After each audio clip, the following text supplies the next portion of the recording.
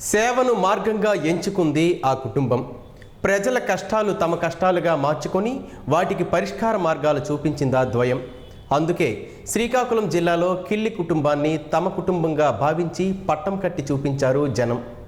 ప్రజాసేవనే పరమావధిగా చేసుకొని కేంద్ర మంత్రి స్థాయి హోదాలలో సిక్కోలుకు సేవ చేసి శ్రీకాకుళం జిల్లా సర్వతోముఖాభివృద్ధిలో కీలక భూమిక పోషిస్తున్న కేంద్ర మాజీ మంత్రివర్యులు శ్రీకాకుళం పార్లమెంటరీ వైఎస్ఆర్ కాంగ్రెస్ పార్టీ అధ్యక్షురాలు కిల్లి కృపారాణి అంతరంగాన్ని స్పందన టీవీ ఆవిష్కరిస్తోంది. శ్రీకాకుళం జిల్లాలోనే కాదు, ఆంధ్రప్రదేశ్ రాష్ట్రంలో జాతీయ స్థాయిలో పరిచయం అవసరం లేని పేరు కిల్లి కృపారాణి గారిది.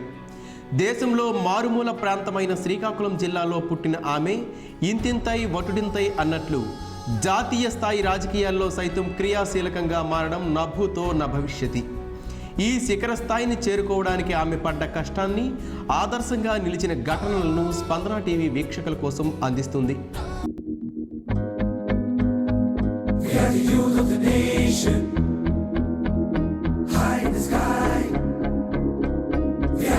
Generation, we are the youth of the nation. High in the sky, we are the new generation. Leader, leader, leader, leader, leader.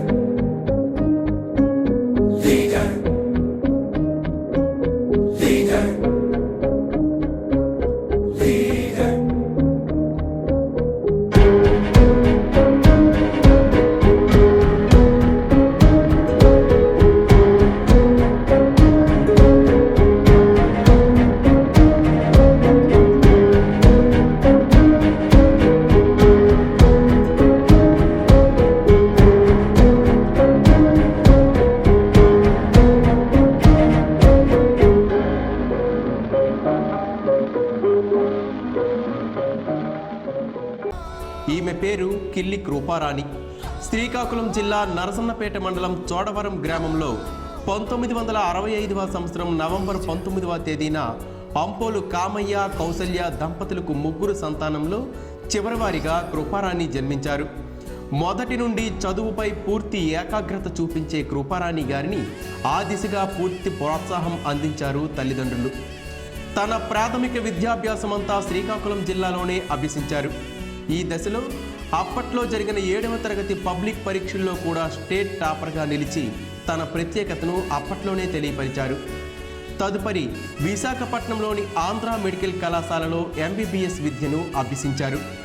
Doctor అయిన తన కుమార్తెను మరో డాక్టర్కే ఇచ్చి వివాహం చేయాలని నిర్ణయించుకున్న కృపారాణి గారి తండ్రి కామయ్య గారు MBBS విద్య చివరి సంవత్సరంలోనే డాక్టర్గా అప్పటికే విద్యను పూర్తి చేసిన కిల్లి రామ్మోహన్ రావు గారితో వివాహ నిశ్చయాన్ని చేశారు. కృపారాణి గారు MBBS విద్యను పూర్తి చేసిన తరువాత 1985 జనవరి 31న కిల్లి రామ్మోహన్ రావు గారితో కలిసి టెక్కలిలోనే ప్రాక్టీస్ మొదలుపెట్టారు. తరువాత 1985వ సంవత్సరం జూన్ 12వ తేదీన కిల్లి రామ్మోహన్ రావు గారిని వివాహమాడారు కృపారాణి. మంచి హస్తవాసి ఉన్నవారిగా అప్పటికే పేరు తెచ్చుకున్న ఈ దంపతులలో కిల్లి రామ్మోహన్ రావు గారు గైనిక్ విభాగంలో, కృపారాణి గారు మెడిసిన్ విభాగంలో టెక్కలి ప్రాంత రోగుల బాధలు చూస్తూ వారి కష్టసుఖాల్లో మమేకమవుతూ వస్తున్నారు. యుక్త వయస్సులో మంచి అందగాడిగా పేరున్న కిల్లి రామ్మోహన్ రావు గారిని టెక్కలి ప్రాంత ప్రజలు అమెరికా డాక్టర్గా ముద్దుగా పిలుచుకునేవారు. పేదల ఆరోగ్య సమస్యలను తమ చక్కని హస్తవాసితో రోగులు ఇచ్చినంత పుచ్చుకొని నాణ్యమైన వైద్యాన్ని అందిస్తుండటంతో అప్పట్లో ఈ దంపతుల ఓపీ కూడా కిలోమీటర్ల మేర ఉండేది. డాక్టర్గా దంపతులిద్దరూ క్షణం తీరిక లేని సేవ చేస్తున్న సమయంలోనే 1986లో డాక్టర్ రామ్మోహన్ రావు చారిటబుల్ ట్రస్ట్ని స్థాపించి మరింత ప్రజాసేవకు చేరువయ్యారు. టెక్కలి పరిసర ప్రాంతాల్లో అనేక సమస్యలకు పరిష్కార మార్గాలను చూపించిన ఘనత సొంతం చేసుకుంది డాక్టర్ రామ్మోహన్ రావు చారిటబుల్ ట్రస్ట్. త్రాగునీటి కోసం టెక్కలి ప్రాంత ప్రజలు పడుతున్న కష్టాలను చూసి చలించిపోయిన ఈ దంపతులు 8 వాటర్ ట్యాంకర్లతో నిత్యం మంచినీటిని సరఫరా చేసేవారు. అప్పట్లో వినూత్నంగా ఓ టోల్ ఫ్రీ ల్యాండ్లైన్ నెంబర్ను ఏర్పాటు చేసి ఆ నెంబర్కు ఫోన్ చేసిన వారికి వారి ప్రాంతంలోనే నీటిని అందించే గొప్ప కార్యక్రమానికి శ్రీకారం చుట్టారు. 1990 నుండి 95 వరకు టెక్కలి పరిసర ప్రాంతాల్లో సుమారు 200 మంది వృద్ధులకు, వికలాంగులకు 200 రూపాయల చొప్పున తన ట్రస్ట్ పేరుతో పెన్షన్లను అందించి వారిని ఆదుకున్నారు. తన ట్రస్ట్ పరిధిలోనే 5,000కు పైగా ఉచిత కంటి ఆపరేషన్లు, ఫ్రీ మెడికల్ క్యాంపులు ఏర్పాటు చేశారు. నిత్యం దైవ చింతనలో ఉండే ఈ కిల్లి కుటుంబం జిల్లా వ్యాప్తంగా తన ట్రస్ట్ పేరుతో 41 ఆలయాలను అభివృద్ధి చేయడం, తిరిగి నిర్మించే కార్యక్రమాన్ని చేపట్టింది. విద్యార్థుల్లో ఉన్న సృజనాత్మకతను వెలికి తీసే విధంగా డాక్టర్ రామ్మోహన్ రావు చారిటబుల్ ట్రస్ట్ పేరుతో టాలెంట్ టెస్టులు నిర్వహించి వారికి ప్రోత్సాహకాలు అందజేసేవారు. టెక్కలి నియోజకవర్గ పరిధిలోని చిన్న కేదారి, ఇతర ఏజెన్సీ గ్రామాలకు గ్రావెల్ రహదారులను సైతం డాక్టర్ రామ్మోహన్ రావు చారిటబుల్ ట్రస్ట్ ఏర్పాటు చేసి వారి కష్టాలను దూరం చేసింది. టెక్కలిలోని జూనియర్ కళాశాలను, స్కూల్ను సంయుక్తంగా నడుపుతూ కేవలం ఒక పూట మాత్రమే ఒక్కో తరగతుల వారికి విద్యను అందిస్తుంటే కళాశాల ఎదురుగా తన ట్రస్ట్ సభ్యులతో నిరాహార దీక్ష చేపట్టిన కిల్లి రామ్మోహన్ రావు టెక్కలి ప్రాంత విద్యార్థులకు 2 పూటల విద్యను చేరువ చేశారు. ఎలాంటి లాభాపేక్ష లేకుండా ట్రస్ట్ పేరుతో కిల్లి దంపతులు ఏర్పాటు చేసిన ఈ సేవా కార్యక్రమాలు అప్పట్లో అందరి దృష్టిని ఆకర్షించాయి. ఈ నేపథ్యంలోనే కాంగ్రెస్ పెద్దల దృష్టిని కిల్లి కుటుంబం ఆకర్షించింది. తెలుగుదేశం పార్టీ కంచుకోటగా ఉన్న శ్రీకాకుళం జిల్లాలో తేదాపా నాయకులను ఢీకొట్టాలి అంటే అందుకు ప్రత్యామ్నాయంగా కిల్లి కుటుంబం కాంగ్రెస్ పార్టీ కంటపడింది. సోనియా గాంధీ ఆదేశాలను అమలుపరిచినప్పటి కాంగ్రెస్ నేత దివంగత వైఎస్ రాజశేఖర్ రెడ్డి కిల్లి కుటుంబ రాజకీయ ప్రవేశం గురించి మాట్లాడడానికి ధర్మాన ప్రసాదరావును, అప్పయ్య దొర, గొర్లె హరిబాబు నాయుడు, విశ్వనాథం డాక్టర్ గార్ల ద్వారా వర్తమానం అందజేశారు. వారి కోరిక మేరకు 2003లో రాజశేఖర్ రెడ్డి పాదయాత్రలో కాంగ్రెస్ పార్టీలో చేరారు కిల్లి రామ్మోహన్ రావు, కృపారాణి దంపతులు. ఇద్దరికీ రాజకీయ ఆసక్తి ఉన్నప్పటికీ కాంగ్రెస్ పార్టీ తమ కుటుంబానికి కేటాయించిన శ్రీకాకుళం ఎంపీ స్థానానికి కృపారాణి అయితే సముచితమని భావించిన రామ్మోహన్ రావు గారు కృపారాణి గారిని 2004 శ్రీకాకుళం ఎంపీ స్థానంలో బరిలో నిలిపారు. జిల్లా మొత్తం మంచి ఓట్ల శాతాన్ని సాధించినప్పటికీ కొన్ని కారణాల వల్ల స్వల్ప తేడాతో ఎంపీ స్థానాన్ని కోల్పోయారు కృపారాణి. పోయిన చోటనే వెతుక్కోవాలని నిర్ణయించుకున్న కృపారాణి కుటుంబం పడి లేచిన కెరటంలా అప్పటికే తెలుగుదేశంలో కీలక నేతగా ఎదిగిన కింజరాపు ఎర్రంనాయుడు గారిని 2009 ఎన్నికల్లో స్పష్టమైన మెజారిటీతో ఓడించి జాతీయ స్థాయిలో అంతర్దృష్టిని ఆకర్షించగలిగారు కృపారాణి. కృపారాణి సాధించిన విజయానికి గుర్తించిన కాంగ్రెస్ పార్టీ తరువాత కేంద్ర సహాయ మంత్రి పదవిని ఇచ్చి గౌరవించింది. శ్రీకాకుళం జిల్లాలో మారుమూల ప్రాంతంలో జన్మించిన కృపారాణి జాతీయ స్థాయి రాజకీయాల్లో క్రియాశీలకంగా మారారు. క్రమశిక్షణ, విధేయత ఆయుధాలుగా మార్చుకుని కాంగ్రెస్ పార్టీ ఇచ్చిన అవకాశాన్ని వినియోగించుకొని దేశవ్యాప్తంగా ప్రజలకు సేవ చేసుకునే భాగ్యాన్ని సొంతం చేసుకున్నారు. తరువాత కాంగ్రెస్ పార్టీ తీసుకున్న అనాలోచిత విభజన నిర్ణయాన్ని మొదటి నుండి వ్యతిరేకిస్తూ వచ్చిన కృపారాణి చివరి వరకు ఆ నిర్ణయానికి వ్యతిరేకంగా పార్టీలో అంతర్గత పోరాటం చేశారు. దేశవ్యాప్తంగా ఎంతమంది ప్రయత్నించినా విభజన నిర్ణయం ఆగని నేపథ్యంలో విభజనానంతర ఫలాల కోసం కాంగ్రెస్లో తన ప్రయత్నాన్ని ముమ్మరం చేశారు. ప్రజా వ్యతిరేక నిర్ణయాలతో ఆంధ్రప్రదేశ్లో కాంగ్రెస్ పార్టీ తన ప్రభావాన్ని తగ్గించుకున్న నేపథ్యంలో తనకు కాంగ్రెస్ పార్టీలో సహచర ఎంపీగా ఉన్న ప్రస్తుత ముఖ్యమంత్రి, అప్పటి వైఎస్ఆర్ కాంగ్రెస్ పార్టీ అధ్యక్షులు వైఎస్ జగన్మోహన్ రెడ్డి గారి పిలుపు మేరకు 2019 జనవరిలో వైఎస్ఆర్ కాంగ్రెస్ పార్టీలో బాధ్యతలు చేపట్టి క్రియాశీలక పాత్ర పోషిస్తున్నారు. అయితే వైఎస్ఆర్ కాంగ్రెస్ పార్టీ పురుడు పోసుకున్న నాటి నుండి జగన్కు అత్యంత సన్నిహితుడిగా ఉన్న కిల్లి రామ్మోహన్ రావు వైకాపా కార్యకలాపాలలో తన వంతు పాత్ర పోషిస్తూ వస్తున్నారు. ఏఐసిసి అధిష్టానం జగన్ చేపట్టిన ఓదార్పు యాత్రలో తమ నేతలెవరూ హాజరవ్వకూడదని ఆదేశాలు ఇచ్చినప్పటికీ కిల్లి రామ్మోహన్ రావు గారు శ్రీకాకుళం జిల్లాలో ఓదార్పు యాత్ర పూర్తి బాధ్యతలు తీసుకొని జగన్ వెంట నడిచారు.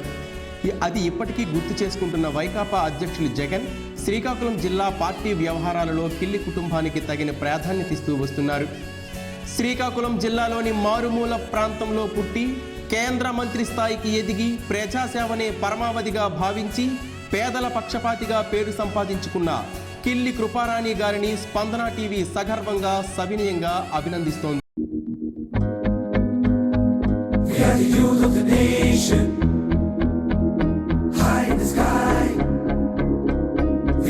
Generation. generation. We are the youth of the nation. High in the sky. We are the new generation. Leader. Leader. Leader. Leader. Leader. Leader. Leader. Leader.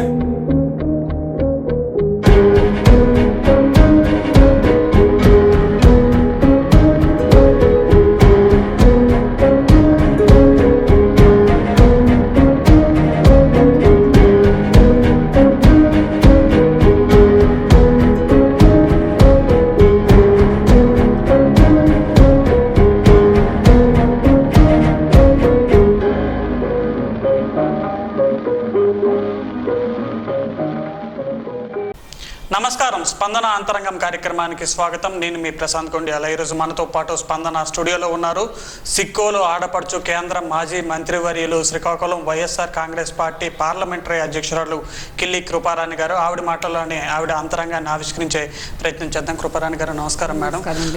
Kruparani గారు అంటే జాతీయ స్థాయి నేతగా, రాజకీయాల్లో కీలక నేతగా కూడా అందరికి పరిచయం ఉంది. అయితే కృపారాణి గారి బాల్యం ఎలా సాగింది, ఆవిడ బాల్యం ప్రస్తుతం ఉన్న రాజకీయ పరిస్థితుల్లో ఈ స్థాయి చేరుకునేందుకు ఎలాంటి ఘటనలు ఆదర్శంగా నిలిచాయంటే ఏమైనా సమాధానం ఇస్తారు?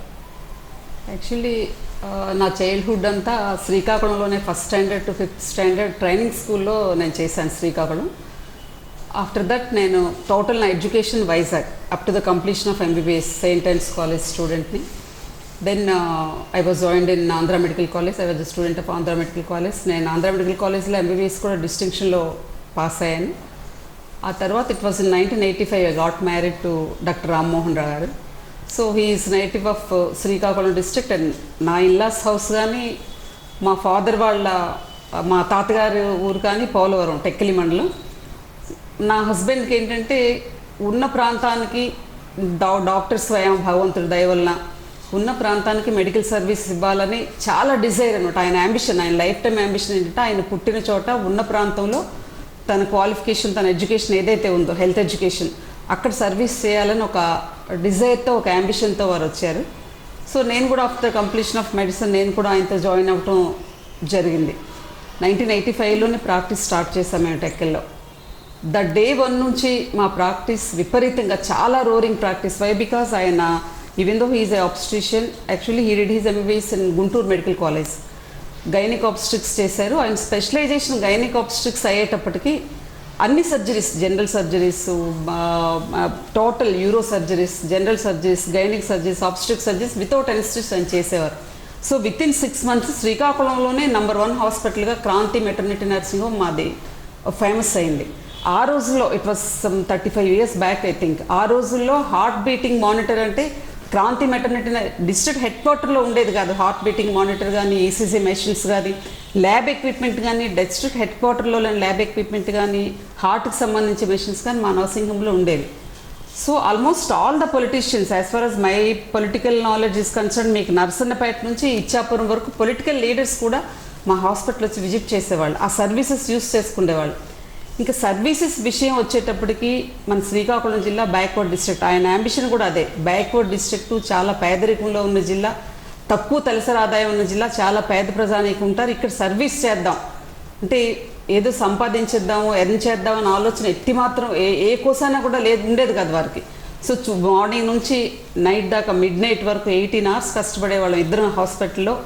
ఎవరు 2 rupees ఇస్తే 2 rupees, 1 rupee ఇస్తే 1 rupee, 5 rupees ఇస్తే 5 rupees ఇచ్చే దానిలో కూడా ఎవరైనా పూర్ పేషెంట్స్ ఉంటే వాళ్ళు హాస్పిటలైజ్ అవ్వాల్సిన అవసరంగా ఉన్నట్టయితే వారు ఏం చేసేవారంటే, నా హస్బెండ్ హాస్పిటల్లోనే కుక్ చేసుకునే విధంగా, వాళ్ళు మంత్స్ టుగెదర్ హాస్పిటల్లోనే ఉండే విధంగా ఒక అకామిడేషన్ కూడా ఇచ్చి వారికి ఫ్రీ సర్వీస్ చేసి పంపించేవాళ్ళు.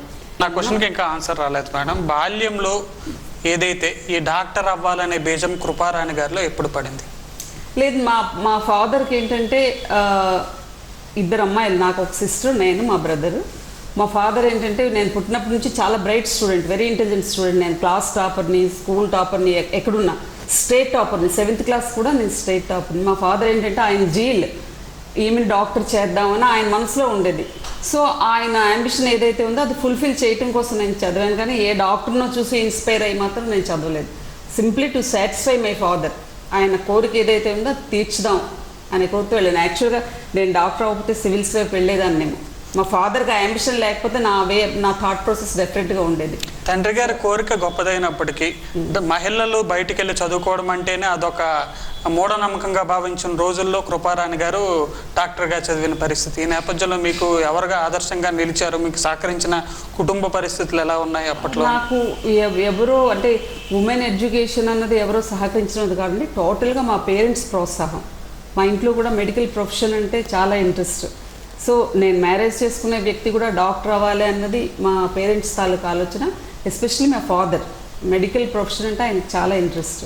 ఎలా నా డాక్టర్ని నేను డాక్టర్ చేయాలనే జీలు ఉండేది ఆయనకి. సో దట్ దానికి అనుగుణంగా నేను చదివాను. ఇట్ వాజ్ 1980 అనుకుంటా నేను ఆంధ్ర మెడికల్ కాలేజ్లో జాయిన్ అవటం. అప్పటికి ఉమెన్ అసలు naturally education is the powerful weapon in the hands of the women అండి. ఎప్పుడైతే ఉమెన్ విద్యావంతులు అవుతారో వాళ్ళకి అవగాహన ఉంటుంది, సమాజం పట్ల అవగాహన ఉంటుంది. సో ఆ దిశగా వెళ్ళాను తప్పితే ఏ డాక్టర్నో చూసి మాత్రం నేను ఇన్స్పైర్ అవ్వాల. It's my father's ambition. So simply to fulfil that ambition నేను మెడిసిన్లోకి రావడం జరిగింది. మీ నాన్నగారు ఆలోచన ఏదైతే ఒక డాక్టర్నే తిరిగి కృపారాణి గారికి భర్తగా ఇవ్వాలని చెప్పారు, ఆ ఆలోచనతోనే రామ్మోహన్ రావు గారిని మీరు వివాహం చేసుకున్నారు. రామ్మోహన్ రావు గారితో ఈ సుదీర్ఘ ప్రయాణంలో మీకున్న థాట్ పాట్ ఎలా లభించింది అంటే ఒక హస్బెండ్గా ఆయన చూస్తే నాకు ఏమనిపిస్తుందంటే రుణానుబంధ రూపేణ పత్ని సుతాలయ అన్నారు. అంటే పూర్వజన్మ సుకృతం బట్టి భర్త కానీ బిడ్డలు కానీ మన ఇంట్లో ఉన్న పశువులు కానీ మనకు లభిస్తాయని. ఈరోజు కూడా ఆయన పట్ల నాకున్న ఇంప్రెషన్ అదే, ఏమాత్రం మారలేదు. ఇఫ్ సపోజ్ నేను ఏదైనా బాధపడ్డాను అంటే ఆ క్షణంలో నేను ఓపెన్ అయ్యి ఆయన్ని క్వశ్చన్ చేస్తాను. ఒక 1 hour కూడా ఈ 35 years ఆఫ్ మ్యారిటల్ లైఫ్లో ఇది నమ్మశక్యం కాని విషయం. మీకు ఇది ఖచ్చితంగా నేను చెప్పగలను, ఏ మహిళకు కూడా సాధ్యం కాని ఒక విషయం. ఏదైనా నాకు నచ్చలేదంటే వెంటనే నేను ఆన్ స్పాట్ ఆయన అడుగుతాను, ఆయన రెక్టిఫై చేసుకుంటాను అంటారు. నెంబర్ 1. ఒక 1 hour ఈ 35 years ఆఫ్ మై మ్యారిటల్ లైఫ్లో నేను మాట్లాడకుండా ఉండే సందర్భం కానీ, ఈ 35 yearsలో ఆయన పైన నాకు కోపం వచ్చి నాకు అడుగుతూ ఉంటారు, మా చిల్డ్రన్ కూడా అడుగుతుంటారు, మా అబ్బాయిలు అడుగుతుంటారు, అమ్మాయిలు వాళ్ళు మ్యారేజ్ చేసుకున్నారు కదా, మమ్మీ ఇప్పుడు అలగకుండా ఉంటావు ఏంటి మమ్మీ నువ్వు డాడీ మీద, ఎప్పుడు అలగటమే చూడలేదు, ఎప్పుడు మాట్లాడకుండా కూడా ఉండవేంటని వాళ్ళు నాకు క్వశ్చన్ చేస్తారు. సో ఆ సందర్భం ఇంతవరకు నేను ఫేస్ చేయలేదు. అది ఆయన సహకారమా లేకపోతే నా బిహేవియరా ఆయన బిహేవియర్ అని దట్ ఈస్ ఇమ్మెటీరియల్. బట్ నాకు ఆ సందర్భం నేను ఫేస్ చేయలేదు. ఇది మీరు కూడా నమ్మరు ప్రశాంత్, ఐ నో దట్. ఎందుకంటే ఇది సాధ్యం కాని విషయం. అది ఎవరు సొసైటీ కూడా నమ్మదు. But I'm a devotee of Lord Venkateswara. నేను చెప్తున్నది ఏంటంటే ఒక 1 hour కంటిన్యూస్లీ ఫర్ 1 hour ఈ రోజుకి నేను ఆయనతో మాట్లాడకుండా ఉండే సందర్భం నాకు ఉత్పన్నం కాలేదు. మేడం, డాక్టర్గా భార్యాభర్తలు ఇద్దరు విశేషమైన ఊపిరితో విశేషమైన సేవలు అందిస్తున్న టైంలోనే సమాజ సేవలో కూడా ప్రజలకు మరింత చేరువైన పరిస్థితి. ఇలాంటి పరిస్థితుల నేపథ్యంలో కృపారాణి గారి కుటుంబం రాజకీయం వైపు ఎలా అడుగులు వేసింది? ఈ సామాజిక సర్వీసెస్ చేస్తున్న నేపథ్యంలో టెక్కల్ ప్రాంతంలో నేను ఇప్పుడే మీకు చెప్పాను, who is the doctor Rammohan Rao అనే ఒక చర్చ వచ్చి అది రాజశేఖర్ రెడ్డి గారు వరకు వెళ్ళింది. ఆనాడు కాంగ్రెస్ పార్టీ ఆయన అపోజిషన్ పార్టీ లీడర్గా ఉండేవాడు. వెళ్ళి పెద్దలు ధర్మాన ప్రసాదరావు గారితో డిస్కస్ చేయడం జరుగుతుంది. బహుశా ఆయనతో చెప్పి ఆయన్ని మనకి వాళ్ళు రాజకీయాల్లోకి వచ్చే ఇంట్రెస్ట్ ఉంటే రాజకీయాల్లోకి తీసుకురండి అని చెప్పడం జరిగింది. ధర్మాన ప్రసాదరావు గారు వచ్చారు. తర్వాత పెద్దలు కంటి విశ్వనాథం గారు, హనుమంత్ అప్పయ్యదారు గారు కూడా అమెరికాలో వరల్డ్ ట్రేడ్ సెంటర్ కాల్ చేసే టైం అనుకుంటా, same day that was September 11th వాళ్ళు కూడా రావటం జరిగింది. పెద్దలు పాల్వల్స్ రాజశేఖరం గారు కూడా వారు కూడా వచ్చి మాట్లాడారు. మీరు రండి, మీరు ఈ సర్వీస్ యాక్టివిటీస్ ఈ మెడికల్ ప్రొఫెషన్లో ఉంటే మీ సేవ కొంతవరకు పరిమితం అవుతుంది. బట్ వేరేస్ పాలిటిక్స్లోకి వస్తే మీ సేవా కార్యక్రమాలు మీరు విస్తృతం చేయొచ్చు, ప్రభుత్వ సహకారం కూడా ఉంటే కొంత మీరు ప్రమోట్ అవుతారు, ఎందుకు ఆ దిశగా ఆలోచించకూడదు, మీరు రండి అని ప్రెషర్ ఇవ్వటం జరిగింది. ఆ నేపథ్యంలో వారు డాక్టర్ గారిని తీసుకుని పాల్వల్స్ రాజశేఖరం గారు, ధర్మాన ప్రసాదరావు గారు, హనుమంత్ అప్పయ్యదారు గారు, రాజశేఖర రెడ్డి గారిని కలవటం జరిగింది. మీకు ముందర కల్పిస్తాం, మీరు రండి డాక్టర్ గారు అని చెప్పి, అంటే ఎమ్మెల్యే అన్నది ఆయన టార్గెట్. రాజశేఖర రెడ్డి గారిని కలవటం జరిగింది. రాజశేఖర రెడ్డి గారి padayatra it was in 2003 April 9th అనుకుంటా ఆయన స్టార్ట్ చేశారు. ఈయన April 5th ఎప్పుడో వెళ్ళారు. ఇంకా డాక్టర్ గారు చెప్పే ముందరే, సార్ నా ఆలోచన ఇది అని చెప్పే ముందరే, నథింగ్ డూయింగ్, అది కుదరదు, నువ్వురా నీకు కండువా వేసిస్తానని చెప్పి రాజశేఖర రెడ్డి గారు బలవంతంగా పిలిస్తే, లేదు సార్ మీ కంప్లీషన్, మీ పాదయాత్ర కంప్లీషన్లో నేను అక్కడ జాయిన్ అవుతాను, పెద్ద భారీగా వెహికల్స్ ర్యాలీతో వచ్చి నేను జాయిన్ అవుతాను సార్, నాకు ఆ కన్సెంట్ మీరు ఇవ్వండి అంటే సరే అయితే అలా చేయని పంపించారు. ఆ క్రమంలో భాగంగా on the eve of completion of doctor Rajasekhara Reddy padayatra మేము చాలా భారీ ఎత్తుగా రాజాం నుంచి మొదలుపెట్టాము. రాజశేఖర రెడ్డి గారిని ఆహ్వానించే కార్యక్రమం పెద్ద ఎత్తున అక్కడ నుంచి వెహికల్స్ కంటిన్యూస్గా ఫాలో అయ్యేది ఇచ్చాపురంలో పార్టీలో చేరటం జరిగింది. అయితే మీరు ఏదైతే ఈ నాయకుల పేర్లు అందరూ చెప్పారో వీళ్ళందరూ రామ్మోహన్ రావు గారు రాజకీయాల్లోకి రావాలని వాళ్ళు కోరుకుంటే కృపారాణి గారు రాజకీయాల్లోకి పరిచయం అయ్యారు. ఇది ఎలా జరిగింది? అది ఏ విధంగా జరిగింది అంటే డాక్టర్ రామ్మోహన్ రావు గారు ఆలోచన అంటే టెక్కలి అసెంబ్లీ అన్నది నా టార్గెట్. టెక్కలి ఎమ్మెల్యేగా నేను కంటెస్ట్ చేస్తాను. ఆయన ఫిజికల్గా మెంటల్గా ప్రిపేర్ అయ్యారు.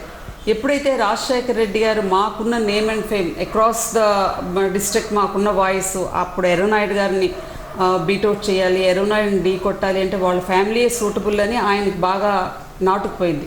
సో రాజశేఖర రెడ్డి గారు ఏమన్నా అంటే పార్లమెంట్ దిశగా నేను ఆలోచిస్తున్నాను రామ్మోహన్, పార్లమెంట్కి మనకు కావాలి, ఎర్రనాయుడిని కొట్టాలి, పార్లమెంట్కి కావాలి అంటే జిల్లాలో లీడర్స్ అందరూ కూడా ఆ దిశగా ఆలోచించేటప్పుడు వెంటనే రామ్మోహన్ రావు గారు ఏమన్నారంటే ఎమ్మెల్యే అయితే నేను చేస్తాను, పార్లమెంట్ అయితే my wife is better when compared to me అన్నట్టుగా ఆయన ఆలోచన చేశారు.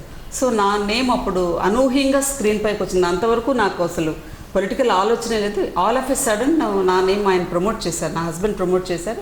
దానికి రాజశేఖర రెడ్డి గారు కూడా okay well done, she's a doctor, well educated women, why not అని చెప్పి నన్ను ఫీల్డ్లో తీసుకురావటం జరిగింది. ఎర్రనాయుడిని కొట్టాలి అనే ఆలోచనతో తీసుకొచ్చారు. కృపారాణి అనే వ్యక్తి ఒక శక్తిగా పనిచేస్తుందని ఒక strong belief Rajasekhara Reddy garu. So ఆ దిశగా తీసుకురావటం జరిగింది. వాళ్ళైతే నమ్మారు మేడం, రాష్ట్ర నాయకులు ఎవరైతే నమ్మారో అందువల్ల కృపారాణి గారు కాంగ్రెస్ రావాలని కోరుకున్నారు. అయితే కృపారాణి గారి కుటుంబం కాంగ్రెస్లోనే ఎందుకు చేరాలని కోరుకుంది? బిగినింగ్ అండి, బై బర్త్ వాళ్ళ పేరెంట్స్ కానీ మా పేరెంట్స్ కానీ కాంగ్రెస్ బ్లడ్ మాది. కాంగ్రెస్ మా ఫాదర్ వాళ్ళ ఫాదర్ కానీ వాళ్ళ ఫాదర్ వీళ్ళంతా కాంగ్రెస్ పార్టీ అభిమానులు వాళ్ళందరూ.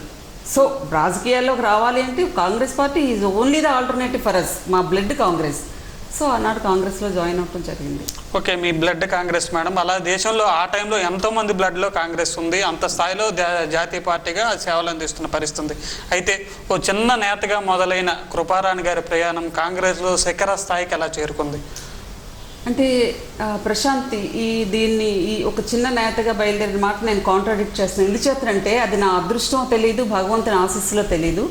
వన్స్ నేను కాంగ్రెస్ పార్టీలో చేరిన వెంటనే, కాంగ్రెస్ పార్టీలో చేరిన ఒక 6 monthsలో నాకు పార్లమెంట్ టికెట్ వచ్చింది. 2004లో పార్లమెంట్ టికెట్ ఇచ్చారు. పార్లమెంట్ టికెట్లో అప్పటికి 4-5 times ఎంపీగా గెలిచిన దివంగత నేత ఎర్రనాయుడు మీద నేను ఒక 14,000 votes వస్తే 2004లో నేను గెలిచిండేదాన్ని. అప్పుడు ఆయన బాంబ్ బ్లాస్ట్ అవటం, ఆ సింపతితో ఆయన డిఫీట్ అవటం, టెక్కల అసెంబ్లీ నియోజకవర్గంలో 38,000 వాళ్ళు రిగ్గింగ్లో చేసుకోవటం మూలంగా వాళ్ళకి మెజారిటీ వచ్చింది. So purely because of Tekkali assembly నియోజకవర్గం అండ్ బాంబ్ బ్లాస్ట్తో ఆ 13-14,000 మెజారిటీతో at that time I was defeated. So వెంటనే నేను డిఫీట్ అయిన వెంటనే నన్ను ఖాళీగా ఉంచలేదు, మళ్ళీ జిల్లా పార్టీ ప్రెసిడెంట్ బాధ్యతలు అప్పచెప్పారు. ధర్మాన ప్రసాదరావు గారు ఆలోచనతో రాజశేఖర రెడ్డి గారికి చెప్పి ఆమెను పార్టీ ప్రెసిడెంట్గా పెడదాం, పార్టీ విధానాలను కమ్యూనికేట్ చేసే క్యాపబిలిటీ, టాలెంట్ ఉన్న వ్యక్తి, ఈ విధంగా తన సర్వీసెస్ యూజ్ చేసుకుందామని నేషనల్ కాంగ్రెస్ పార్టీలో 7 years పార్టీ ప్రెసిడెంట్గా ఉన్న నేతను బహుశా జిల్లాలో నేను కంటిన్యూస్లీ ఫర్ 7 years అందరూ చేశారు, చాలామంది చేశారు, డోల్ సీతారామ నాయుడు గారి దగ్గర చేశారు. బట్ 2-3 years 2 terms అలా చేశారు. కంటిన్యూస్గా నేను 7 years చేశాను. సో ఏ రోజు కూడా కాంగ్రెస్ పార్టీలో నేను చేరిన ఆల్ ఆఫ్ ఎ సడన్ పదవులు నన్ను వెతుక్కుంటూ వచ్చేటట్టు వచ్చాయి. అగైన్ 2004లో మళ్ళీ ఎంపీ టికెట్, ఆ తర్వాత పరేసాన్ని మీకు తెలుసు, ఎంపీ టికెట్ రావటం, 1,00,000 ఓట్లతో ఎర్రనాయుడు గారిని డిఫీట్ చేయడం జరిగింది. సో ఎప్పుడు కాంగ్రెస్ పార్టీ నా వరకు నాకు అపారమైన గౌరవమే ఇచ్చింది. ఏ రోజు నేను కార్యకర్తగా కూడా పనిచేసే అవకాశం కల్పించకుండా వైకుంఠపాళిలో నిచ్చెన ఏ విధంగా ఎక్కుతామో అలా కాంగ్రెస్ పార్టీలో అది నా తాలూకా పర్ఫార్మెన్స్ అనండి, నా క్యాపబిలిటీ అనండి, నేను అది కూడా నేను ప్రస్తావించాల్సిన అవసరం ఉంది. నా క్యాపబిలిటీ అవనండి, టాలెంట్ అవనండి, రాజకీయాల్లో నా నడత కానీ, ప్రవర్తన కానీ, జీవన విధానం కానీ, ఇవన్నీ నాకు పాజిటివ్ పాయింట్స్ వచ్చింది. అందరు నాయకులు నన్ను నచ్చే విధానం, మెచ్చే విధానం. రాజశేఖర రెడ్డి గారు కూడా ఎప్పుడు నన్ను చూసిన డాక్టర్ అమ్మ అని సంబోధిస్తూ 2009 ఎలక్షన్స్లో రాజశేఖర రెడ్డి గారు ఒక మాట అన్నారండి తిరుపతిలో, నాకు ధర్మాన ప్రసాదరావు గారే చెప్పారు. ధర్మాన ప్రసాదరావు గారు కూడా ఆ తర్వాతే వచ్చి 1,00,000 ఓట్లతో గెలిచింది కృపారాణి అని ఒక 2 years ముందరే వాళ్ళు అనౌన్స్ చేశారు. రాష్ట్రంలో ఫస్ట్ గెలిచే టికెట్ శ్రీకాకుళం అని అనౌన్స్ చేశారు. సో అంత విశ్వాసం, నమ్మకం నా మీద వాళ్ళకుంది. ఎప్పటికి కూడా రాజశేఖర రెడ్డి గారికి నేను మర్చిపోలేను. ఆయన నా మనసులో ఉన్న వ్యక్తి. ఆయన ఒక భగవంతుడిగా నేను భావిస్తాను నా పట్ల, నా పొలిటికల్ కెరీర్ పట్ల. ఏదైతే మొదటిసారి మీకు ఈ కాంగ్రెస్ నేతలు అందరూ నమ్మినప్పుడు మొదటిసారి మీరు విఫలమయ్యారు, ఆ తర్వాత ఏ లోపాలను గుర్తించి తర్వాత సఫలమయ్యారు? మొదటిసారి విఫలమైన తర్వాత ఫస్ట్ టైం నేను చెప్పాను కదా ప్రశాంత్, ఇప్పుడే మీకు చెప్పాను, ఫస్ట్ టైం నేను ఓడిపోవటానికి కారణం ప్రధానంగా 13,000-14,000 ఓట్స్ ఆఫ్ పార్లమెంట్ అంటే you can just imagine. Number 1 reason is bomb blast అయింది, ఎర్రనాయుడు గారు బాంబ్ బ్లాస్ట్ అయింది. బాంబ్ బ్లాస్ట్ అయిన తర్వాత ఆయన్ని హాస్పిటల్కి డైరెక్ట్గా తీసుకెళ్లకుండా తీసుకెళ్ళి ఫస్ట్ ఎయిడ్ ఇచ్చిన తర్వాత on the day of polling stretcher మీద తీసుకొచ్చారు ఆయనకు వాటర్స్ చూసే విధంగా. అంటే అయ్యో పాపం సింపతి గెయిన్ చేయడానికి అప్పట్లో ఆయనకు అలా చేయడం జరిగింది. నెంబర్ 2 ఈజ్ టోటల్గా హరిశ్చంద్రపురం నియోజకవర్గం. అప్పుడు హరిశ్చంద్రపురం నియోజకవర్గంలో Duvvada Vani was the candidate at that time I think. So she was the candidate from Harishchandrapuram assembly. ఒక 42 బూత్స్ రిగ్గింగ్ అయిపోయినాయండి టోటల్గా. సో ఫస్ట్ టైం నాకేంటంటే only 6 months of I was ఒక ఇన్ఫెంట్, నేనంటే బిలో 1 year ఏజ్ నాది. పొలిటికల్గా మేము అప్పుడు చాలా కొత్త. ఆ బూత్స్ రిగ్గింగ్ అయిపోవటం, ప్రాపర్గా మేనేజ్ చేయలేకపోవటం, ఇవన్నీ కారణాలు. నేను కూడా డిస్ట్రిక్ట్ కొత్త అవటం, all of a sudden district figure చేశారు, అందరినీ కలుసుకోలేకపోవటం కూడా it may be one of the reason also. అప్పుడు జిల్లా మొత్తం మెజార్టీ సాధించారు కానీ మీ నియోజకవర్గం అసలు టెక్కలి అసెంబ్లీ చెప్తున్నాను కదా 44 బూత్స్ రిగ్ అయిపోయింది at that time, purely because Tekkali assembly constituency I was defeated at that time. లేకపోతే టెక్కల్ అసెంబ్లీ కాన్స్టిట్యున్సీలో అన్ని నియోజకవర్గాల్లో వస్తే అసలు డిఫీట్ అన్న ప్రసక్తే లేదు. ఆ తప్పును ఎలా సవరించారు మేడం? నెక్స్ట్ టైం వచ్చేటప్పటికి ఆ తప్పుని ఎక్కడా రిగ్గింగ్ అవ్వకుండా 2009 వచ్చేటప్పటికల్లా నేను 2004 to 2009 రాత్రి పగలు నేను కష్టపడ్డానికి జిల్లా లీడర్స్ అందరూ నాకు చేయూతనిచ్చారు. తిను చక్కగా కష్టపడుతుంది, తిన్న మనం ఎంకరేజ్ చేయాలని ఒక దృష్టికి వచ్చారు. 5 years నేను కంటిన్యూస్గా కష్టపడ్డాను. ఎక్కడైతే నేను పోగొట్టుకున్నానో టెక్కల్ అసెంబ్లీ నియోజకవర్గంలో ఒక్క సంతబొమ్మాళ్ళ మండలంలో 19,000 మెజార్టీ వాళ్ళకి వచ్చింది 2004లో. కోటబొమ్మాళ్ళలో 8,000 మెజార్టీ వచ్చింది. ఎక్కడ రిగ్గింగ్ అవ్వనీయకుండా దానికి తగిన విధంగా చర్యలు తీసుకొని నిమ్మాడ పోలింగ్ స్టేషన్లో కూడా 430 votes 2009లో కృపారాణికి పడే విధంగా, రిగ్గింగ్లకు అవకాశం లేని విధంగా ఎవరైతే రిగ్గింగ్లకు పాల్పడుతున్నారో ఆ నేతలను హౌస్ అరెస్ట్ చేయించి ప్రజాస్వామ్యబద్ధంగా డెమోక్రటిక్ వేలో ఓటు వేసుకోవడానికి ఒక చక్కనైన వాతావరణాన్ని, అవకాశాన్ని కల్పించి పోలింగ్ జరిపించాం. నేను 1 lakh votes నేను గెలవటం జరిగింది. ఎక్కడైతే పోగొట్టుకున్నామో అక్కడే వెతికాం, అక్కడే మళ్ళీ ఆ తప్పును రెక్టిఫై చేసుకోగలిగాం. ఏదైతే పోయిన చోటనే వెతుక్కున్నారో మీ కష్టాన్ని కాంగ్రెస్ పార్టీ కూడా గుర్తొచ్చింది, ఒక కేంద్ర సహాయ మంత్రి హోదాను కల్పించింది. కేంద్ర సహాయ మంత్రి హోదాలో కృపారాణి శ్రీకాకుళం జిల్లాకి ఏం చేసింది అంటే ఏమైనా సమాధానం ఇస్తారు? చాలా కార్యక్రమాలు చేశాను ప్రశాంత్. నేను minister for communications and information టెక్నాలజీగా అక్రాస్ ద కంట్రీ వరకు వస్తే ఈరోజు ఫస్ట్ కంట్రీ నుంచి మనం స్టేట్ నుంచి డిస్ట్రిక్ట్కి వద్దాం, అలా చెప్తే బాగుంటుందేమో అనిపిస్తుంది నాకు. ఈరోజు బ్రాడ్బ్యాండ్ కవరేజ్ ప్రతి దగ్గర ఉంది. బ్రాడ్బ్యాండ్ కవరేజ్ కోసం national optical fibre network FONC అని ఆ ఫైబర్ నెట్వర్క్ని నేను యాజ్ ఏ మినిస్టర్ స్టార్ట్ చేయడం జరిగింది. 20,000 crores ఒక పెద్ద ప్రాజెక్ట్ అది, ఇన్ఫర్మేషన్ టెక్నాలజీకి సంబంధించి. దానికి పైలట్ స్టేట్స్ కింద మన ఆంధ్రప్రదేశ్ స్టేటు, తర్వాత కేరళ, మధ్యప్రదేశ్ అని 3 states సెలెక్ట్ చేసి ఆంధ్రప్రదేశ్లో వైజాగ్లో పరవాడలో లాంచ్ చేయడం జరిగింది. National optical fibre network simply to coverage broadband coverage number 1.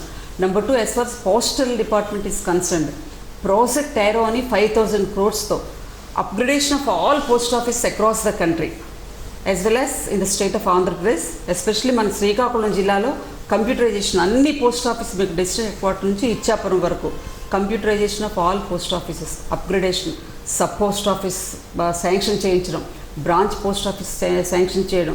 ఇచ్చాపురంలో కూడా డైరెక్ట్ బెనిఫిట్ ట్రాన్స్ఫర్ ఇప్పుడు అనుకుంటున్నాం మనం, DBT అని, తర్వాత పేటిఎంలు, ఇవన్నీ నేను యాజ్ ఏ కమ్యూనికేషన్స్ ఇన్ఫర్మేషన్ మినిస్టర్గా ఉండేటప్పుడు సాధించిన విజయాలే. అదేవిధంగా శ్రీకాకుళం జిల్లాకు సంబంధించి ఎర్నెట్ ప్రాజెక్ట్ అని జిల్లా పరిషత్ హై స్కూల్, శ్రీకాకుళం జిల్లాలో ఆల్మోస్ట్ 220 ఎన్నోనే 204 హై స్కూల్స్లో పిల్లలకి కంప్యూటర్ ఎడ్యుకేషన్ ఇప్పించే దిశగా కంప్యూటరైజేషన్, అన్ని పోస్ట్ ఆఫీసెస్ కంప్యూటరైజేషన్ చేయించాం. పిల్లలకు కంప్యూటర్ ఎడ్యుకేషన్ ఇచ్చే విధంగా ప్రతి జిల్లా పరిషత్ హై స్కూల్లో ఒక 10 కంప్యూటర్స్, డివైసెస్, అన్ని కంప్యూటర్కి సంబంధించి ఫుల్ ఎక్విప్మెంట్ కంప్యూటరైజేషన్కి అనుకూలంగా చేసాం. రాగోల్లో ఆ ప్రోగ్రామ్ లాంచ్ చేయడం జరిగింది. అదేవిధంగా ఇక్కడ FM రేడియో స్టేషన్ మన శ్రీకాకుళం జిల్లాలో చాలా చారిత్రాత్మక ప్లేస్ అరసవల్లి నేమ్లో కానీ, సత్యసాయిబాబా గారి నేమ్లో, శ్రీముఖలింగం నేమ్లో పోస్టల్ స్టాంప్స్ రిలీజ్ చేసే విధానం, అదేవిధంగా టూరిజం డెవలప్మెంట్ చేయడం కోసం అరసవెల్లి అండ్ బార్వా శ్రీముఖలింగంలో టూరిజం చిరంజీవి గారు టూరిజం మినిస్టర్గా ఉండేటప్పుడు ఆయన దగ్గర నుంచి ఒక 5 కోట్ల ఫండ్స్ తెచ్చి ఈ 3 టెంపుల్స్లో టూరిజం డెవలప్ చేసే పరిస్థితి చేశాను. As far as our Tekkali assembly constituency is concern చాలా ప్రోగ్రామ్స్ చేయడం జరిగింది. నా సొంత ఊరికి ఒక lift irrigation project, Polavaram lift irrigation సుమారుగా 8 కోట్లు 10 కోట్లు. టెక్కలి ప్రాంతం మీకు ఇప్పుడే చెప్పాను, వాటర్ సప్లై చేసేవాళ్ళం మేము సర్వీస్ యాక్టివిటీస్లోని. టెక్కలికి డ్రింకింగ్ వాటర్ కోసం 28 crores ఒక మంచినీటి పథకాన్ని శాంక్షన్ చేయించడం జరిగింది. నాట్ ఓన్లీ టెక్కలి పంచాయతీ, టెక్కలి సంతబొమ్మాళి మండలాల్లో సుమారు 98 హ్యాబిటేషన్స్కి త్రాగునీరు అందించే విధంగా ఒక చక్కటి నీటి ప్రాజెక్ట్ తెచ్చాం. ఆ నీటి ప్రాజెక్ట్ కూడా ఆనాడు డాక్టర్ వైఎస్ రాజశేఖర రెడ్డి నీటి ప్రాజెక్ట్ పెడదామని నేను భావించడం జరిగింది. Later on it was changed into వాళ్ళు అధికారంలోకి రావడం టీడీపీ వాళ్ళు నేమ్ మార్చారు. ఈ 98 హ్యాబిటేషన్స్ అన్నవి టెక్కలి పంచాయతీకి కన్ఫైన్ చేశారు. అదే ఇప్పటికీ స్టిల్ నా బాధ ఏంటంటే 98 హ్యాబిటేషన్స్కి డ్రింకింగ్ వాటర్, సంతబొమ్మాళ ఏరియాలో సాల్ట్ వాటర్ వస్తుంది, ఆ నౌపడ ఏరియాస్లో డ్రింకింగ్ వాటర్ ఉండదు. తెచ్చిన ఒక ఆకాంక్షతో తెచ్చిన ప్రాజెక్టు అది ప్రాపర్గా వాళ్ళకి చేతకాక టెక్కలి పంచాయతీకి ఫస్ట్ కన్ఫైన్ చేయడం జరిగింది. ఇప్పుడు పంచాయతీలో కూడా వాటర్ ట్యాప్స్ లేని పరిస్థితి. అదేవిధంగా లిఫ్ట్ ఇరిగేషన్ ప్రాజెక్ట్ కోటబొమ్మాళి మండలానికి, టెక్కలి మండలానికి సంబంధించి పోలవరం, కోటబొమ్మాళి మండలానికి సంబంధించి Kothapeta, Podugupadu, Kondapeta lift irrigation projects చేయడం జరిగింది. ఆ టైంలోనే మదనగోపాలపుర సాగరం, తర్వాత సుభద్రాపురం వీటికి ప్రపోజల్స్ కూడా మరలా అదనంగా లిఫ్ట్ ఇరిగేషన్ ప్రాజెక్ట్స్ కోసం చేయడం జరిగింది. ఈరోజు ఏవైతే రోడ్స్ ఉన్నాయో టెక్కలి అసెంబ్లీ కాన్స్టిట్యున్సీలో ఉన్న టోటల్ రోడ్స్ కాన్ఫిడెంట్గా నేను చెప్పగలను. అఫ్కోర్స్ నేను ఇనాగ్రేట్ చేయడానికి టర్మ్ అయిపోయింది. అదృష్టవశాత్తు తెలుగుదేశం వాళ్ళ అదృష్టం, వాళ్ళు ఇనాగ్రేట్ చేశారు. నేను వేసిన బీజం, నేను తెచ్చిన ఫండ్స్ వాళ్ళు ఇనాగ్రేషన్స్ చేసుకోవడం జరిగింది. చివరికి ఫ్లేక్ మీద కూడా నేమ్ లేకుండా చేశారు. ఫౌండేషన్ నేను వేసేటప్పుడు నా నేమ్స్ ఉన్న ఫ్లేక్స్ అన్నీ అతి దారుణంగా దుర్మార్గంగా టెక్కలి ఏరియాలో అక్కడ మంచినీటి పథకం దగ్గర నా నేమ్ ఉండదు. రోడ్స్ ఏదైతే టెక్కలి తెంబూరు రోడ్డు, అక్కడ అంబేద్కర్ జంక్షన్ నుంచి ఇందిరమ్మ స్టాచ్యూ వరకు ఉన్న road, Bannuvada road, Chinnamarripadu road, Meliaputti Naupada roads, ఈ రోడ్స్ అన్ని పెద్ద రోడ్స్ అన్ని ఆర్ఎన్బి రోడ్స్. ఆ రోజు ధర్మాన ప్రసాదరావు ఆర్ఎన్బి మినిస్టర్గా ఉంటే మా టెక్కలి రోడ్స్ అధ్వానంగా ఉందని వాళ్ళని రిక్వెస్ట్ అయితే తెచ్చుకునే రోడ్స్ అన్ని ఎక్కడ ఏ ఫౌండేషన్ స్టోన్ మీద కూడా నా నేమ్ లేకుండా ఫ్లేక్స్ అతి దుర్మార్గంగా చిన్నాభిన్నం చేసి నేను తెచ్చిన ఫండ్స్ ఎవరికో పుట్టిన బిడ్డను ఇంకొకరు ఎత్తుకున్నట్టు నేను తెచ్చిన ఫండ్స్, నేను చేసిన డెవలప్మెంట్ వాళ్ళు ఏంటంటే ఇనాగ్రేట్ చేసి వాళ్ళ పేర్లు రాయించుకున్నారు. అది చాలా దురదృష్టం. ఇలా అనేక కార్యక్రమాలు చేశాను. నైలెట్ అని national institute of electronic technology అని ఒక ప్రాజెక్ట్ 50 crores శ్రీకాకుళం హెడ్ క్వార్టర్లో పాలిటెక్నిక్ కాలేజ్లో ఫౌండేషన్ నేను వేయించాను. కాంగ్రెస్ గవర్నమెంట్ ఇలా పడిపోయిన తర్వాత ఇప్పుడున్న ఎంపీ అప్పుడు first time MP Chiranjeevi Rammohan Naidu, ఆయన కేవలంగా ఆయన తాలూకా అశ్రద్ధ వలన ఆ నైలెట్ అనే ప్రాజెక్టు ఎంతమంది యూత్కి స్కిల్ డెవలప్మెంట్ సెంటర్గా అది పనిచేస్తుంది. సో ఆ యాటిట్యూడ్తో ఆ ఎయిమ్తో నేను తీసుకొచ్చిన ప్రాజెక్టు ఇక్కడ నుంచి అది తరలిపోయింది. ఎక్కడికి వెళ్ళింది అంటే చంద్రబాబు నాయుడు చిత్తూరు తీసుకెళ్ళిపోయాడు. అంటే దాని మీద సరైన కాన్సన్ట్రేట్ చేయకపోవటం వల్ల పూర్తిగా ఫెయిల్ అయిపోయింది. మళ్ళీ కాంగ్రెస్ పార్టీ భూస్థాపితం అయిపోవడం, గవర్నమెంట్ మారిపోవటం, మేము తెచ్చినవన్నీ వాళ్ళ పేర్లలో పెట్టుకోవటం జరిగింది. ఇలా అనేకమైన కార్యక్రమాలు ఇంకా చెప్పుకుంటూ పోతే చాలా కాలేజెస్ సంబంధించి టెక్కల్లో ఉన్న మినీ స్టేడియం కానీ, కాలేజ్లో అడిషనల్ బిల్డింగ్స్, ఇవన్నీ చిన్నవి. నేను చెప్పేవన్నీ మీకు major projects. As a central minister, as N MP నేను చేసే కార్యక్రమాలు. దేశంలోని ఒక మారుమూల ప్రాంతం శ్రీకాకుళం జిల్లా పార్లమెంట్ నుంచి ప్రాతినిధ్యం చేసి గెలిచిన కృపారాణి కాంగ్రెస్ అధిష్టానం దృష్టిని ఒక సహాయ మంత్రి పదవి పొందే విధంగా ఎలా దృష్టిని ఆకర్షించగలిగింది? ముందుగా నేను నా శ్రీకాకుళం జిల్లా కుటుంబ సభ్యులకు మీ ద్వారా హృదయపూర్వకంగా నేను శిరస్సు వంచి వారికి నమస్కారాలు తెలియజేస్తూ ఉన్నాను. ఎందుచేతంటే 2009లో 2014లో ఎప్పుడైతే నేను షార్ట్ మార్జిన్లో డిఫీట్ అయ్యానో, 2009లో శ్రీకాకుళంలో ఉన్న ప్రతి ఒక్కరూ మా కృపారాణిని కృపారాణిని వాళ్ళు ఓన్ చేసుకునే విధంగా మా కృపారాణిని గెలిపించాలి, వాళ్ళ ఏకైక లక్ష్యం కృపారాణిని గెలిపించాలని ఒక లక్ష్యంతో నాకు వాళ్ళు గెలిపించి పంపించారు. వారికి ఇంకోసారి నేను హృదయపూర్వకంగా నా నమస్కారాలు తెలియజేసుకుంటున్నాను. వారి ఆశీర్వాదం, వారి దీవెన, వారి ప్రేమ, వారి అభిమానం నన్ను ఢిల్లీ వరకు నడిపించింది. ఈ విధంగా నడిపించిన తర్వాత శ్రీకాకుళం జిల్లా గౌరవం పెంచే విధంగా నన్ను నమ్మి నన్ను అభిమానించి నాకు ఓటు వేసి పార్లమెంట్కి పంపించే ప్రజలు గర్వంగా తలెత్తుకునే విధంగా నేను ఎలక్ట్ అయిన 14th డే పార్లమెంట్లో కిడ్నీస్ గురించి నేను మాట్లాడాను. అంటే మన ప్రాంతంలో ఇచ్చాపురం ప్రాంతంలో ఉన్న కిడ్నీ డిసీజెస్ నేషనల్ యావరేజ్ ఏ విధంగా ఎంతమంది పేషెంట్స్ కిడ్నీ రోగాలతో బాధపడుతున్నారు, వాటికి ఇంతవరకు ట్రీట్మెంట్ కానీ ఒక డయాలసిస్ యూనిట్స్ కానీ లేవని ఆజాద్ గారికి చెప్పడం కోసం ఒక రిప్రజెంటేషన్ ఇస్తూ నేను పార్లమెంట్లో మాట్లాడాను. It was on 14th day. నేను పార్లమెంట్లో మాట్లాడేటప్పుడు మేడం సోనియా గాంధీ గారు ఆమె క్యాంప్ ఆఫీస్లో ఉన్నారు. యూజువల్గా పార్లమెంట్ నుంచి ఇంటికి వెళ్ళి కూడా టీవీ చూస్తూ ఉంటారు. చూసేటప్పుడు ఆజాద్తో ఆమె నెక్స్ట్ డే అన్నారంట, కృపారాణి ఆమెకి డే 1 నుంచి నేను ప్రమాణ స్వీకారం చేసిన దగ్గర నుంచి కృపారాణి ఎవరు అన్నది ఆమెకు తెలుసు. Why? Because I was defeated ఎరం Naidu. That may be the reason. Madam చాలా కాన్సన్ట్రేట్ చేస్తూ నన్ను అబ్జర్వ్ చేస్తుండేవాళ్ళు.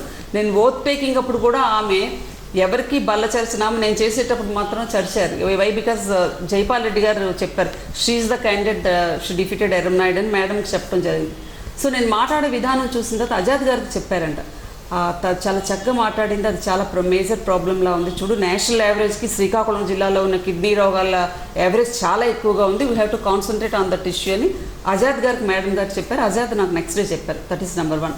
నెంబర్ 2, నేను పార్టిసిపేట్ చేసే డిబేట్స్ కానీ, నేను పార్లమెంట్లో వేసే క్వశ్చన్స్ కానీ 2011లో నాకు ఇండియా 3rd వచ్చింది ప్రశాంత్. సో ప్రజలు ఓటు వేసి గెలిపించిన తర్వాత నా పర్ఫార్మెన్స్ని నేను ప్రూవ్ చేసుకున్నాను. కృపారాణి ఏంటి, కృపారాణిలో అంతర్లీనమైన శక్తి సామర్థ్యాలు ఏ విధంగా పార్లమెంట్లో ఎగ్జిబిట్ చేసి ఫోకస్ చేసి కాన్సన్ట్రేట్ చేయాలన్నది నేను I could be able to prove it. Maybe ఆ పర్ఫార్మెన్స్ నెంబర్ 1 రీజన్ అవ్వచ్చు. తర్వాత వెనుకబడిన జిల్లా, ఉత్తరాంధ్ర ప్రాంతం, బీసీ ఎడ్యుకేటెడ్ ఉమెన్. అండ్ నేను చాలా ప్రౌడ్గా చెప్పుకుంటాను, I was the first BC women who has been inducted in central cabinet after independence in the state of Andhra Pradesh. I was the first BC women. ఇంతవరకు బీసీ ఉమెన్ సెంట్రల్ క్యాబినెట్లో ఆంధ్రప్రదేశ్ స్టేట్లో స్వాతంత్ర్యానంతరం ఎవరు induct అవ్వలేదు. So ఎప్పుడూ అది నాకు it was one of the mile stone in my life అని నేను అనుకుంటాను. సో ఆ దిశగా నేను ఆలోచించినట్లయితే నాకు రాజకీయ భిక్ష పెట్టిన దివంగత నేత రాజశేఖర రెడ్డి రాష్ట్రానికి పరిచయం చేస్తే దేశానికి పరిచయం చేశారు సోనియా గాంధీ. వారిద్దరి పట్ల వారిద్దరూ నాకు ఎప్పుడు భగవంతుతో సమానంగా నేను భావిస్తాను. ఓకే మేడం, మిమ్మల్ని రాష్ట్రాన్ని దేశాన్ని పరిచయం చేశారు కాంగ్రెస్ పార్టీ నుంచి రాజశేఖర రెడ్డి, జాతీయ స్థాయిలో సోనియా గాంధీ అని చెప్పారు. ఒకప్పుడు రాష్ట్రాలనే క్వీన్ చీఫ్ చేసిన పరిస్థితి కాంగ్రెస్ పార్టీది ఉంది. అయితే ఆ తర్వాత కనీసం వార్డు మెంబర్ కూడా దొరకని పరిస్థితి చోటు చేసుకుంది. ఈ పరిస్థితిని ముందే ఊహించలేదు. ఈ పరిస్థితిని ఎవరు కృపారాణి గారు కానీ ఎవరు కానీ చెప్పిన పరిస్థితి లేదా? నంబర్ ఆఫ్ టైమ్స్ మీకు తెలుసు, రాష్ట్ర విభజన అది చాలా ఎమోషనల్ కనెక్టివిటీ ఉన్న ఇష్యూ. తెలంగాణ ఆంధ్రప్రదేశ్ విడిపోవటం అన్నది నంబర్ ఆఫ్ టైమ్స్ ఈ రాష్ట్ర విభజన టైంలో ఎన్నోసార్లు మేము చెయ్యని ప్రయత్నం అంటూ లేదు. రాష్ట్ర విభజన చేయొద్దు, విభజన చేయటం వల్ల కాంగ్రెస్ పార్టీ భూస్థాపితం అయిపోతుంది, కాంగ్రెస్ పార్టీ గురించి మనం ఆలోచించుకోవాల్సిన అవసరం ఉండదు. ఎందువల్ల రీజన్స్తో సహా కేటగారికల్గా మేము ఎక్స్ప్లెయిన్ చేసామండి. బై దట్ టైం వాళ్ళు ఏంటంటే ఇంకా డిబేట్ చేయాలి అని డెసిషన్కి వచ్చేసారు. ఇంకా మేము మార్చలేని సందర్భం. ఒక 6 months కంటిన్యూస్గా పార్లమెంట్ అయిపోయిన వెంటనే అందరినీ కలవటం, విభజన వలన వచ్చిన నష్టాలు. విభజన చేస్తే ఒక ఎంపీ కూడా మీకు ఆ స్టేట్ నుంచి రాదు, ఒక ఎమ్మెల్యే కూడా ఉండదు. కాంగ్రెస్ పార్టీని ఈ 3 రంగుల జెండాన్ని వెతుక్కునే పరిస్థితి వస్తుంది అని సామ్యంగా చెప్పాం, హెచ్చరించుతూ చెప్పాం. ప్రొజెక్టర్స్ వేసి ఈ స్టేట్ భౌగోళిక పరిస్థితి ఏ విధంగా ఉంటుందన్నది క్లియర్గా చెప్పాం. ఆ రోజు వినుకునే పరిస్థితి లేదు వాళ్ళకి. ఆ రోజు మరి అర్థమయ్యేలా చేశారా, అర్థం కాక చేశారా, ఇప్పుడు ఖచ్చితంగా మూల్యం చెల్లించుకున్నారు. వారితో పాటు అందరూ చెల్లించుకున్నారు, నాట్ ఓన్లీ లీడర్స్, అందరూ చెల్లించుకున్నారు. ఈ కాంగ్రెస్ను వేడదామని వచ్చిన టైంలో వైకాపాలో మీకు రాకను కొంతమంది మోకాలు అడ్డుకున్నారు అన్నమాట వినిపించింది. అంటే కొంత గ్యాప్ తీసుకున్నారు. పార్టీ విభజన జరిగిన వెంటనే చాలామంది కాంగ్రెస్ను వీడి మిగిలిన పార్టీలో చేరారు, కానీ కాంగ్రెస్ పార్టీని వేయడంలో కొంత గ్యాప్ కృపారాణి గారు తీసుకున్నారు. అంటే ఆ టైంలో వైకాపాలో మీరు రాకను మోకాలు అడ్డారంటే ఏమైనా సమాధానం? ఈ సందర్భంలో నేను ఒక విషయం మీకు చెప్పాల్సిన అవసరం ఉంది. మీకు తెలుసు, ఈ జిల్లాలో ఓదార్పు యాత్ర జగన్మోహన్ రెడ్డి గారు వచ్చేటప్పుడు రామ్మోహన్ రావు గారు టోటల్గా ఫాలో అయ్యి చేయటం జరిగింది. ఆ ఓదార్పు యాత్ర మీద మేడం కూడా నాకు క్వశ్చన్ చేయటం జరిగిన తర్వాత 2014లోనే ఎలక్షన్స్ ముందర నేటి ముఖ్యమంత్రి జగన్మోహన్ రెడ్డి గారు ఆయన కృపమ్మని సంబోధిస్తారు. కృపమ్మ, నువ్వు పార్టీలోకి వచ్చి ఇంకా ఎందుకు వెయిట్ చేస్తున్నావు అని నాకు అడగటం జరిగింది. అడుగుతూ ఆయన ఒక మాట అన్నారు, ఇప్పటికి కూడా నాకు గుర్తు, వచ్చేమ్మా ఎందుకు ఆలోచిస్తావు, we have a special place in my heart అని జగన్మోహన్ రెడ్డి గారు అన్నారు 2014లో. నేను వారికి చెప్పాను, సార్ నాకు మీరంటే అపారమైన గౌరవం ఉంది, ఖచ్చితంగా మీరు ముఖ్యమంత్రి అవ్వాలి అని కోరుకునే వాళ్ళలో I'm the first and foremost person. But ఇప్పుడు మీకు చెప్పిన మాటే, నాకు రాష్ట్రానికి నాన్నగారు పరిచయం చేస్తే దేశానికి సోనియా గాంధీ పరిచయం చేశారు. కన్నతల్లి కష్టాల్లో ఉండేటప్పుడు మంచాన్ని పడేసి వచ్చి ముందు నన్ను నేను తప్పు చేశానని నా కాన్షియస్ నాకు పర్మిట్ చేయదు. నేను తప్పు చేశానేమో అని నాకే నా మనసు హెచ్చరిస్తూ ఉంటుంది. ఒకసారైనా నాకు ఇంతటి స్థానాన్ని కల్పించిన పార్టీకి, దేశానికి పరిచయం చేసిన పార్టీకి, వాళ్ళకు ఒకసారైనా నేను రుణం తీర్చుకోవాల్సిన అవసరం ఉంది. ఖచ్చితంగా మీరు సీఎం అవుతారు అని నేను అంతటితో నేను ఆగిపోయాను 2014లో. 2019లో మాత్రం ఎలక్షన్స్ అయిపోయిన తర్వాత హయ్యెస్ట్ మెజారిటీ అపోజిషన్ పార్టీ లీడర్గా జగన్మోహన్ రెడ్డి గారు అసెంబ్లీలో కూర్చోవడం జరిగింది. అది ఇండియాలోనే అంటే అంత హయ్యెస్ట్ మెజారిటీ ఉన్న అపోజిషన్ అసలు భారతదేశంలో ఏ అసెంబ్లీలో లేదు. అది జగన్మోహన్ రెడ్డి గారు అపోజిషన్ పార్టీలోనే వచ్చింది. సో 2019 అలా డేస్ నేను ఒకసారి కాంగ్రెస్ పార్టీకి సాక్రిఫైస్ అయిపోయాను, కొంత చేశాను అన్న తృప్తి నాకు వచ్చిన తర్వాత వైఎస్ఆర్ కాంగ్రెస్ పార్టీలో చేరుదామని జగన్మోహన్ రెడ్డి గారి పాదయాత్ర టైంలోనే చేరుదామని అయితే నేనైతే భావించాను. ఒక కబురు నేను పంపిన తర్వాత మరలా వాళ్ళు నాకు ఇన్వైట్ చేయడం కోసం న్యాచురల్గా వెయిట్ చేస్తాను. నేను పంపించాను, నేను చేరుదాం అనుకుంటున్నాను, డైరెక్ట్గా హైకమాండ్కి ఒక కబురు అయితే చేరవేశాను. అన్ని ఈక్వెషన్స్ మేబీ వాళ్ళు ఆలోచించుకుని ఉంటారు. నన్ను జాయిన్ చేయటం అన్నది లేట్ అయింది. యాక్చువల్గా ఒక 2 months before the date of election అనుకుంటా 2009లో మళ్ళీ సీఎం గారే కబురు పెట్టి వచ్చేమనండి జాయిన్ చేసుకుందామని పిలిచారు. అప్పుడు వెళ్ళాను. నేను నా విష్ ఏంటి అన్నది వాళ్ళకి తెలియపరిచిన తర్వాత I have weighted almost 1.5 years. అందరూ అనుకుంటారు కృపారాణి తొందరగా వచ్చిస్తే బాగున్నాను. నేను ట్రై చేయటం మాత్రం పాదయాత్రలోనే ట్రై చేశాను. వాళ్ళు అన్ని ఈక్వేషన్స్ బేరీస్ వేసుకొని నాకు పిలవటం మాత్రం ఫిబ్రవరిలో జరిగింది 2019. సో దట్ జాయిన్ అవ్వటం మాత్రం లేట్ అయింది. అందరికీ జగన్మోహన్ రెడ్డి అంటే అప్పట్లో వైఎస్ఆర్ కాంగ్రెస్ పార్టీ అధ్యక్షుడు, కానీ కృపారాణి గారికి మాత్రం ఎంపీగా ఒక కొలిగ్గా ముందు నుంచే పరిచయం ఉన్న పరిస్థితి. ఈ నేపథ్యంలో ఈ గ్యాప్ ఎందుకు వచ్చిందంటారు? గ్యాప్ అంటూ అసలు ఎప్పుడూ లేదు. జగన్మోహన్ రెడ్డి గారు అంటే నాకు అపారమైన గౌరవం. జగన్మోహన్ రెడ్డి గారు ఒకసారి నాకు నేరుగా పార్లమెంట్లో క్వశ్చన్ చేశారు. ఏమక్క నువ్వు శ్రీకాకుళం నక్సలైట్ అక్క అనుకుంటే సోనియా గాంధీ గారు నీకు క్వశ్చన్ చేస్తే భయపడిపోయేవంటాను బాదార్పు గురించి క్వశ్చన్ చేసేటప్పుడు. సో గ్యాప్ మా మధ్యలో ఎప్పుడూ లేదు. నేను కాంగ్రెస్లో ఉండిపోవటం కొంతకాలం పిలుపు వస్తుంది కదా నేను వెయిట్ చేయటం. నేను కబురు పంపించిన తర్వాత వాళ్ళు రమ్మని కోరుతారు, కోరిన తర్వాత వెళ్ళాలి. మనం 10 వాళ్ళని ఇరిటేట్ చేయడం కరెక్ట్ కాదు. వాళ్ళు కూడా ఈక్వేషన్స్ శ్రీకాకుళం జిల్లా బేరీస్ వేసుకుంటారు. వాళ్ళు ఎందుకు ఆల్రెడీ ఒకసారి 2004లో వారు నాకు కోరేటప్పుడు నేను అంటే పార్టీకి ద్రోహం చేయలేని వచ్చేయటం ఇది నేను ద్రోహం చేసినట్టేమో నేను భావించాను. కోరేటప్పుడు నేను కరెక్ట్ టైంలో వెళ్ళలేకపోయాను. అంటే ఒక మిస్టేక్ వాస్ హ్యాపెండ్ ఆల్రెడీ. నేనేంటి సెంట్రల్ మినిస్టర్ ఇచ్చారు ఏంటి అవకాశవాద రాజకీయాలని ప్రజలు అనుకుంటారేమో, ప్రజల్లో ఒక బ్యాడ్ ముద్ర నాకు పడిపోద్దేమో అని కూడా నేను ఆలోచించాను. సో నాకు జగన్మోహన్ రెడ్డి గారు అందరికంటే ముందర అవకాశం ఇచ్చారు ఫ్రాంక్లీ స్పీకింగ్. 2019 వచ్చేటప్పుడు నేను జాయిన్ అవుతాను. బాబు మ్యారేజ్ ఇన్విటేషన్ ఇవ్వడానికి వెళ్ళేటప్పుడు సార్ మీరు ఎప్పుడు రమ్మంటే అప్పుడు వచ్చేస్తాను సార్ అని నేను చెప్పడం జరిగింది. నేను చెప్తానులేమ్మా చెప్పేటప్పుడు చేరుదని జగన్మోహన్ రెడ్డి గారు అన్నారు అనేసి మరి because of various reasons maybe నాకు రీజన్స్ ఏంటి అన్నది నాకైతే తెలియదు.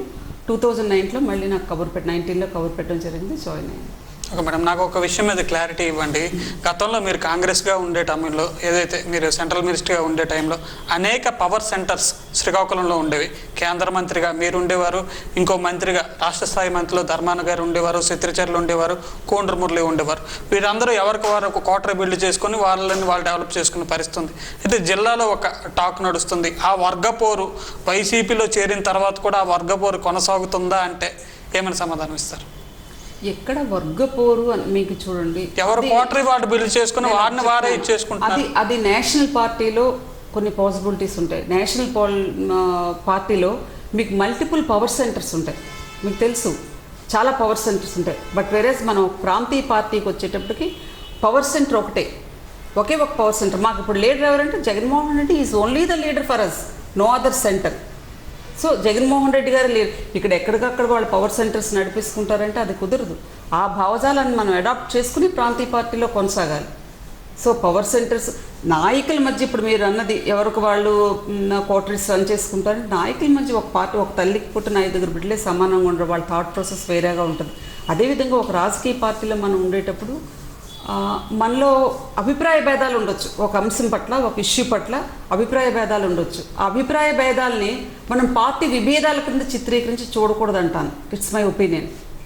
అంతే, మాలో ఉన్న అభిప్రాయ భేదాలు ఇప్పుడు లీడర్స్ అన్న తర్వాత ఒక తల్లికి పుట్టిన బిడ్డలకి అభిప్రాయ భేదాలు ఉంటాయి అంటున్నారు, ఉంటాయి మీకు తెలుసు. అదేవిధంగా ఒక పొలిటికల్ పార్టీలో పనిచేస్తున్న మాకు డిఫరెన్స్ ఆఫ్ ఒపీనియన్స్ ఉండొచ్చు, అవి పార్టీ విభేదాల కింద మనం మార్చకూడదు, పిక్చరైజ్ చేయకూడదు, ఆ దిశగా చూడకూడదు. ఒక ఇష్యూ వచ్చేటప్పుడు మళ్ళీ వీళ్ళందరూ ఒకటిగానే పనిచేస్తారు. ఈరోజు జిల్లాలో ఎక్కడో క్వార్టర్స్ లేవు, గ్రూప్స్ లేవు, అందరం ఒకటే, అందరి నాయకులు జగన్మోహన్ రెడ్డి అనే చెప్తున్నాం. సో ఇంకెక్కడ గ్రూప్స్కి అవకాశం ఎక్కడ ఉంటుంది? There is no scope at all. అయితే నేను ఒక మాట అంటాను, అవిశ్రాంతంగా అనేక ఎన్నికల్లో పోటీ చేస్తూ వచ్చిన కిల్లి కృపారాణి 2019 ఎన్నికల్లో సైలెంట్ అయిపోయారు. ఈ గ్రూపు విభేదాలు ఆవిడకి ఎన్నికలను దూరం చేసాయంటే సైలెంట్, నేను ఎక్కడైనా టికెట్ రాలేదు కాబట్టి కంటెస్ట్ చేయలేదు. విభేదాల వల్ల నేను టికెట్ రాలేదు అంటాను.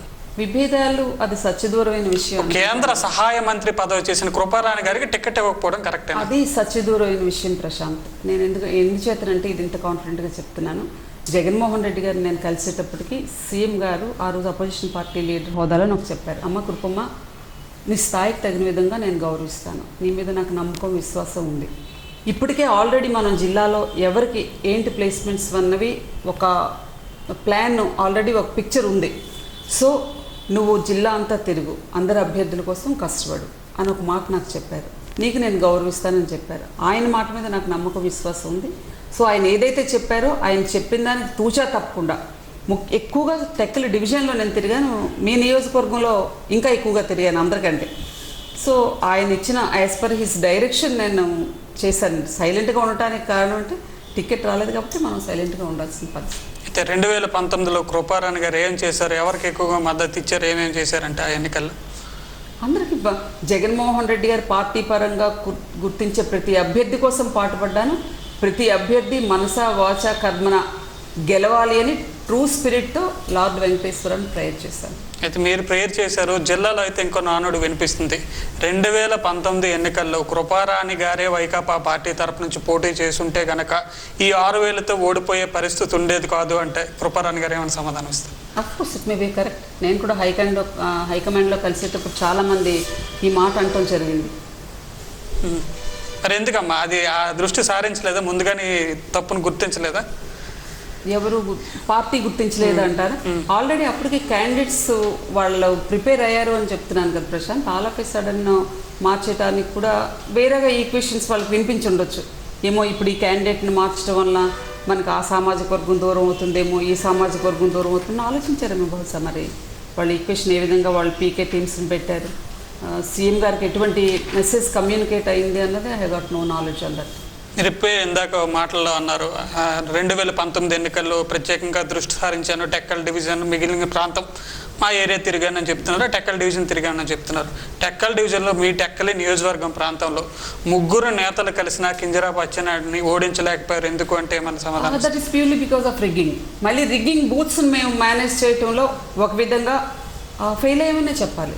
మళ్ళీ Kotagummallu on the day of election కోటగుమ్మాళ్ళలో ఆల్టుగెదర్ 12-13 బూత్స్ రిగ్ అయినాయి మాకు తెలిసింది. మళ్ళీ ఆ రిగ్గింగ్ బూత్స్ని మేనేజ్ చేయడంలో కూడా ఒక విధంగా విఫలమేమని చెప్పాలి, ఒప్పుకోవాలి ఆ తప్పు. మీరు ఇందాకే చెప్పారు జగన్ గారిని కలిసినప్పుడు మంచి సమయంలో మీకు మళ్ళీ గుర్తిస్తానమ్మా అని చెప్పి మీకు అన్నారు. ఈ నేపథ్యంలో 2024 ఎన్నికలకు కృపారాణి గారికి ఏమైనా హామీ లభించిందా, లేకపోతే ఏమైనా ప్రచారం చూపించారంటారు? ఒక విషయం నేను మాత్రం ఖచ్చితంగా చెప్తున్నాను ప్రశాంత్, ఈ నేపథ్యంలో ఖచ్చితంగా జగన్మోహన్ రెడ్డి గారు అనే వ్యవస్థ, నేను ఆయన ఎప్పుడు వ్యక్తను, ఆయన వ్యవస్థ, ఆ వ్యవస్థ కృపారాణిని ఏదో ఒక స్థానంలో ఖచ్చితంగా గుర్తిస్తారు అని సంపూర్ణమైన విశ్వాసం నాకు వారిపైన ఉంది, సీఎం గారి పైన ఉంది. ఎందుకంటే మహిళల్ని ఎక్కడా ఆయన కించపరిచే దిశగా, మహిళని ఏ విధంగా గౌరవించాలి అని ఆలోచించే ఉన్న మనస్తత్వం అటువంటిది నాలాంటి మహిళని ఐడియల్గా ఆయన విడిచిపెడతారని నేను ఎలా అనుకుంటాను. మీరైతే అనుకున్నారు ఏదో అని చెప్తున్నారు మేడం. అయితే కృపారాణి గారు అంటే ఎంపీగా జనాలకి, ఎంపీ స్థాయి వ్యక్తి అని చెప్పి జనాలకి రిజిస్టర్ అయిపోయిన పరిస్థితి. అయితే ఇప్పుడే వైఎస్ఆర్ కాంగ్రెస్ పార్టీలో ఎంపీ స్థాయికి ఒక 3 ఎంపీ స్థాయి వ్యక్తులు ఉన్నారు, ఒక బహుముఖ పోటీ ఉంది అంటే ఏమైనా సమాధానం ఇస్తారు? ఇది democracy Prashant. Even if you are interested you can also expect that. మనం నో అని చెప్పడానికి లేదు. అదే భారత ప్రజాస్వామ్యం, అదే ప్రజాస్వామ్యం ఫరిడి వెళ్తుంది. ఎంతమంది ఆస్పిరెంట్స్ ఉన్నారంటే that is one of the indication for Indian democracy. ఎవరైనా ఆశించవచ్చు, తప్పే ఉంది. ఈ ఆశించిన నేపథ్యంలోనే 2019లో ఆల్రెడీ వైఎస్ఆర్ కాంగ్రెస్ పార్టీ శ్రీకాకుళం కోల్పోయింది మేడం, ఒక 6,000 మెజార్టీతో. ఆ తప్పుని ఇంతవరకు గుర్తించడం జరిగిందా? ప్రత్యామ్నాయం అంటే ఇప్పటికే డిసైడ్ అయిపోవాలి కదా. ఒక పార్లమెంటరీ ఎన్నికల నియోజకవర్గానికి మిమ్మల్ని అధ్యక్షురాలుగా చేశారు. ఈ నేపథ్యంలో ఏమైనా ఇలా క్లారిటీ ఇవ్వడం కానీ, ఎలా దూసుకుపోవాలి ఈ నియోజకవర్గంలో? నాకైతే క్లారిటీ నేను ఎప్పుడూ వారిని అడగలేదు, క్లారిటీ ఇవ్వడం జరగలేదు. ఖచ్చితంగా ఎక్కడైతే తప్పు జరిగిందో ఎవరైతే కరెక్ట్ అన్నది పార్టీ ఆలోచన చేస్తే వారి ఇంటెలిజెన్స్ రిపోర్ట్స్ ఉంటాయి, ఎవరు క్యాపబుల్ అన్నది ఖచ్చితంగా జగన్మోహన్ రెడ్డి గారు ఆలోచించడం, మీకు ఆయన శక్తి ఏంటన్నా తెలుసు, ఆయన పవర్ ఏంటన్నా తెలుసు, ఆయన ఆల్రెడీ ఇప్పటికే ఆలోచించుకొని ఉంటారు. కాకపోతే అనౌన్స్ చేయటం అనేది చేస్తారు, సరైన టైం చూసుకొని అన్ని ఈక్వేషన్స్ బ్యారేజ్ వేసుకుని చేస్తారు. అయితే జగన్మోహన్ రెడ్డి గారు సరైన టైం చూసుకుని ఏదైతే చెప్తారో అని చెప్తున్నారు. ఈలోగా కృపారాణి గారు ప్రిపేర్గా ఉన్నారా? ఏ దశకు ప్రిపేర్గా ఉన్నారు? జగన్మోహన్ రెడ్డి గారు ఏం చెప్తే అది, ఇప్పుడు ఆ విధమైన వ్యక్తిత్వం ఉన్న మనిషిని కాబట్టి లాస్ట్ టైం కూడా అమ్మ ఈ విధంగా నువ్వు చెయ్యని నాకు చెప్పారు, ఆ విధంగా చేశాను. ఇప్పుడు కూడా రేపు కూడా జగన్మోహన్ రెడ్డి గారు అమ్మ నువ్వు ఈ విధంగా, ఇది నీ టార్గెట్, ఇది నీ గోల్, ఇది నువ్వు అచీవ్ చేసిరా. వారు ఏ టార్గెట్ ఇచ్చినా ఏ గోల్ నాకు చూపించినా అది ఖచ్చితంగా 100% నేను అచీవ్ చేసి జగన్మోహన్ రెడ్డి గారి దగ్గరికి వెళ్తాను, ఇది పక్క. అది వారు ఏ టార్గెట్ నాకు ఇచ్చినా, ఈ జిల్లాలో శ్రీకాకుళం జిల్లాలో జగన్మోహన్ రెడ్డి గారు, మన ముఖ్యమంత్రి జగన్మోహన్ రెడ్డి గారు ఏ టార్గెట్ ఇచ్చినా, ఎటువంటి కష్టమైన టార్గెట్ ఇచ్చినా అది నేను అచీవ్ చేసి నేను జగన్మోహన్ రెడ్డి గారి దగ్గరికి వెళ్తాను. ఆ కాన్ఫిడెన్స్ ఉంది నాకు నా మీద. శ్రీకాకుళం జిల్లా నుంచి ఎంతమంది కేంద్ర మంత్రులు చేసినా, రాష్ట్ర స్థాయి మంత్రులు చేసినా వెనుకబడిన జిల్లా అని ఒక ముద్ర అయితే గతంలో కొంతకాలంగా కొనసాగుతున్న పరిస్థితి. ఆ పరిస్థితిని రూపుమాపడానికి కృపారాణి గారి దగ్గర ఉన్న ఐడియాలు ఏంటి? రాబోయే ఎన్నికల్లో ఎలాంటి లోకల్ మేనిఫెస్టోతో ముందుకెళ్తారంటే ఏమైనా సమాధానం ఇస్తారు? ఖచ్చితంగా నేను ఇందాకలే చెప్పాను, మనది చాలా వెనుకబడిన జిల్లా. మనకు తెలుసు రాష్ట్రంలోనే అతి తక్కువ పెర్ క్యాపిటల్ ఉన్న ఇన్కమ్ ఉన్న జిల్లా ఏది అంటే శ్రీకాకుళం జిల్లా. ఫస్ట్ ఈ జిల్లా ప్రగతి పదంలో నడవాలి అంటే రైతాంగం మీద ఆధారపడిన జిల్లా కాబట్టి ఫస్ట్ మనం సాగునీటి ప్రాజెక్ట్ మీద దృష్టి పెట్టాల్సిన అవసరం ఉంది. గడిచిన కాలంలో రాజశేఖర రెడ్డి గారు ముఖ్యమంత్రిగా ఈ జిల్లాలో వంశధార ఫేజ్ 2 శాంక్షన్ చేయడం జరిగింది. అక్కడ కూడా ఇంకా కొన్ని ప్రాబ్లమ్స్ ఉన్నాయి. ఆ నిర్వాసితులను ఆదుకోవటం, నేరేడు బ్యారేజ్ నిర్మాణం ఉంది, ఆఫ్షోర్ రిజర్వాయర్ పూర్తి కావాలి, అదేవిధంగా Vamsadhara left main canal modernisation కూడా కంప్లీట్ కావాలి. పలాస రైతులకు టైలెండ్ ఎవ్రీ ఏడాది ప్రతి ఇయర్ నీరు అందటం లేదని వాళ్ళు వాపోవటం జరుగుతుంది. ముందర సాగునీటి ప్రాజెక్ట్స్ని మనం ఇక్కడ పుష్కలంగా నిర్మాణం చేసుకున్నట్లయితే రైతాంగం సస్యశ్యామలం అవుతారు. ఈస్ట్ వెస్ట్లో పండే విధంగా 3 పంటలు ఎప్పుడైతే పుష్కలంగా పండుతాయో శ్రీకాకుళం జిల్లా కొంతమేరకు అభివృద్ధి చెందుతుంది. అదేవిధంగా పెద్ద ఎత్తున ఇక్కడున్న నిరుద్యోగ యువత పెద్ద ఎత్తున వలసలు పోయే విధానం ఒకటి ఉంది. వలసలు నివారించాలి అంటే ఇండస్ట్రియల్గా కూడా, పారిశ్రామికంగా కూడా శ్రీకాకుళం జిల్లా అభివృద్ధి చెందాల్సిన అవసరం ఎంతైనా ఉంది. అక్కడ భవన్పాడ్ పోర్ట్ ప్లాన్ చేయడం జరుగుతుంది సీఎం గారు. సో చిన్న ఇండస్ట్రీస్ డిస్ట్రిక్ట్ రావటం, అన్ఎంప్లాయ్మెంట్, నిరుద్యోగ సమస్యను తీర్చాల్సిన అవసరం ఉంది. తద్వారా వలసలు నివారించాల్సిన అవసరం ఉంది. రైతాంగాన్ని ఆదుకోవటం కోసం సాగునీటి ప్రాజెక్ట్స్ని మనం 100% అది నిర్మించగలిగితే 2.5 years లోపు మనం అచీవ్ చేయగలిగినట్లయితే ఖచ్చితంగా ఈ వెనుకబడిన శ్రీకాకుళం జిల్లా రాష్ట్రంలో ఉన్న అగ్ర జిల్లాలు ఏవైతే ఉన్నాయో వాటి సరసన నిలబడటానికి ఒక అవకాశం ఉంటుంది. ముఖ్యంగా ఏంటంటే మన జిల్లాకు పట్టిపీడిస్తున్న అతి ప్రమాదకరమైనది, ప్రాణాంతకరమైనది కిడ్నీ డిసీజెస్. అసలు ఈ జిల్లాలో కిడ్నీ సమస్యలు ఉన్నాయి. యాజ్ ఏ డాక్టర్గా, ఆ మెడికల్ ప్రొఫెషన్కి చెందిన వ్యక్తిగా ఫస్ట్ పార్లమెంట్లో ప్రస్తావించింది, ఆజాద్ గారితో కూడా కలిసింది. ఈ కిడ్నీ సమస్యల మీద ప్రణబ్ ముఖర్జీ గారితో నేను కలిసి మాట్లాడి సోంపేటకు 2 crores జిల్లాలో సుమారు 8 డయాలసిస్ యూనిట్స్ నేను ఎంపీగా ఉన్నప్పుడు అక్కడ రిమ్స్లో కానీ, టెక్కలి ఏరియా హాస్పిటల్లో కోనేరు ప్రసాద్ గారు ట్రైమాక్స్ సర్వీస్ సోషల్ రెస్పాన్సిబిలిటీ కింద అక్కడ డయాలసిస్ యూనిట్స్ కానీ, సోంపేటకు 2 crores శాంక్షన్ చేయించడం కానీ when I was a minister, when I was an MP నేను అది చేశాను. ఫస్ట్ దృష్టి పెట్టింది నేను జిల్లాలో డయాలసిస్ యూనిట్స్ రావాలి. బికాజ్ ఇచ్చాపురం నుంచి ఆల్ ద వే వైజాగ్ వరకు వెళ్ళటం వస్తుందని రిమ్స్ నుంచి టెక్కలి సోంపేట వరకు ఆ డయాలసిస్ యూనిట్స్ తెప్పించింది నేను. సో ఇట్లాంటి అంశాల పట్ల లోకల్ ఇష్యూస్ ఏవైతే ఉన్నాయో, ఏ ప్రాంతానికి ఆ ప్రాంతం లోకల్ ఇష్యూస్ ఉన్నాయి. ఇప్పుడు టెక్కల వరకు వచ్చేటప్పుడు టెక్కల్లో చాలా ప్రాబ్లమ్స్ ఉన్నాయి. మైనింగ్ చేసే వాళ్ళు చాలా ఇబ్బందులు పడుతున్నారు. అదేవిధంగా అన్ఎంప్లాయ్మెంట్, వాటర్ ప్రాబ్లం చెప్పాను. స్టిల్ ఈరోజు కూడా టెక్కల్లో డ్రింకింగ్ వాటర్ ప్రాబ్లం ఉంది. ఇలాంటివన్నీ చాలా మనం అంటే గత కొంతకాలంగా పరిష్కారం కానీ అనేకమైన సమస్యలు పరిష్కారం చేయాల్సిన అవసరం ఉంది. ఈ లోకల్ ఎజెండాతో ప్రజల ముందుకు వెళ్తాం. వీటన్నిటినీ మించి వ్యవసాయ ఆధారిత జిల్లా కాబట్టి సాగునీటి ప్రాజెక్ట్స్ కంప్లీట్ మనం చేసేటప్పుడు మన జిల్లా కూడా అన్ని విధాల ప్రగతి పదంలో నడుస్తుందని ఒక సంపూర్ణమైన విశ్వాసం, నమ్మకం ఉంది. ఈ దిశగా జగన్మోహన్ రెడ్డి గారు ఆల్రెడీ వంశధార ప్రాజెక్టు గురించి నిర్ణయం చేస్తాం. మొన్నే సీఎం ఆఫీస్లో కూడా కన్సర్న్డ్ ఎమ్మెల్యే ధనంజయ రెడ్డి గారు, డిప్యూటీ సీఎం గారు కూడా కూర్చొని మాట్లాడటం జరిగింది. సో ఇవి by the end of this by election టైంకి వచ్చేటప్పటికి ఖచ్చితంగా కంప్లీట్ చేస్తారని నేను భావిస్తున్నాను. శ్రీకాకుళం పార్లమెంటరీ పార్టీ అధ్యక్షురాలుగా చెప్పండి, ఏ పార్టీకి గతంలో సాధ్యం కాని విధంగా ఇన్ని స్థానిక సంస్థలు, ప్రాదేశికాలు వీటన్నిటినీ క్లీన్ స్వీప్ చేయడం వైఎస్ఆర్ కాంగ్రెస్ పార్టీకి ఎలా సాధ్యమైంది? నేను మీకు చెప్పానండి, నేటి ముఖ్యమంత్రి ఒక వ్యక్తి కాదు, ఒక వ్యవస్థ. ఈరోజు ఆంధ్రప్రదేశ్ రాష్ట్రంలో జగనిజం నడుస్తుంది. ఇజం అంటాం మనం. ఇజం అని దేనికంటామంటే ఒక మతం కానీ, ఒక రాజకీయ పార్టీ కానీ, ఒక వ్యక్తి కానీ, ఒక సంస్థ కానీ ఆ ప్రాంత ప్రజల బహుముఖ ప్రయోజనాలను ఆశించి తమదైన శైలిలో కొత్త ఒరవడిని సృష్టించడాన్ని ఇజం అంటాం. ఈరోజు వైఎస్ జగన్మోహన్ రెడ్డి గారు ఆంధ్రప్రదేశ్ రాష్ట్ర చరిత్రలో స్వాతంత్ర్యానంతరం ఎంతోమంది ముఖ్యమంత్రులను చూసాం, ఇంక్లూడింగ్ దివంగత నేత, జనహృదయ నేత డాక్టర్ రాజశేఖర రెడ్డి గారిని ఎంతోమంది ముఖ్యమంత్రులను చూసాం. వారికి ఎవ్వరికీ సాధ్యం కాని వెల్ఫేర్ డెవలప్మెంట్ ఈరోజు ఆంధ్రప్రదేశ్ రాష్ట్రంలో చేశారు. ఎలక్షన్ మేనిఫెస్టో అందరూ రిలీజ్ చేస్తారు. రిలీజ్ చేసే ఎలక్షన్ మేనిఫెస్టో డే 1 నుంచి వారు ఇంప్లిమెంట్ చేశారు. ఇంప్లిమెంట్ చేయటం వలన ఇన్ని విజయాలు సాధించగలిగారు. మీరు చూడండి, జనరల్ ఎలక్షన్స్లో 86% వచ్చింది, 151 సీట్ షేర్ వచ్చింది, 50% ఓట్ షేర్ వచ్చింది జనరల్ ఎలక్షన్స్లో. తర్వాత పంచాయతీ ఎలక్షన్లో మీ గ్రాఫ్ అలా పెరుగుతూనే వచ్చింది. పంచాయతీ ఎలక్షన్లో 84% వచ్చింది, మున్సిపల్ ఎలక్షన్స్లో 96% వచ్చింది, మొన్న పరిషత్ ఎన్నికల్లో 100% వచ్చింది. అంటే ఆ గ్రాఫ్ అలా పెరుగుతూ వచ్చింది. పెరుగుతూ గ్రాఫ్ ఊరికే రాదు, వారు చేసే కార్యక్రమాలు ఏదైతే ఎలక్షన్ మేనిఫెస్టో ఇచ్చారో ఆ మేనిఫెస్టో తూచా తప్పకుండా మేనిఫెస్టోని మించి వారు అమలు చేసే విధానం, వెల్ఫేరు, డెవలప్మెంటు రెండు సమాంతరంగా, రెండు కళ్ళుగా ఈ రాష్ట్రంలో నడిపించడం వల్ల అది ప్రజలు గుర్తించారు. ఈ ఆంధ్రప్రదేశ్ రాష్ట్రానికి ఇంకో 2-3 దశాబ్దాల పాటు సమర్థవంతమైన నాయకత్వం ఇవ్వగలిగే నాయకుడు జగన్మోహన్ రెడ్డి అనేది గుర్తించి ఇటువంటి అద్భుతమైన ఫలితాలు, అపూర్వమైన ఫలితాలు వైఎస్ఆర్ కాంగ్రెస్ పార్టీకి, జగన్మోహన్ రెడ్డి గారికి రాష్ట్ర ప్రజలు, జిల్లా ప్రజలు కట్టబెట్టడం జరిగింది. ఏదైతే గతంలో కూడా తాము పసుపు కుంకుమ అంటూ డబ్బులు ఇచ్చే పథకాలు ఇచ్చేసాం, తర్వాత మాకు ప్రజలు అధికారాన్ని దూరం చేశారు.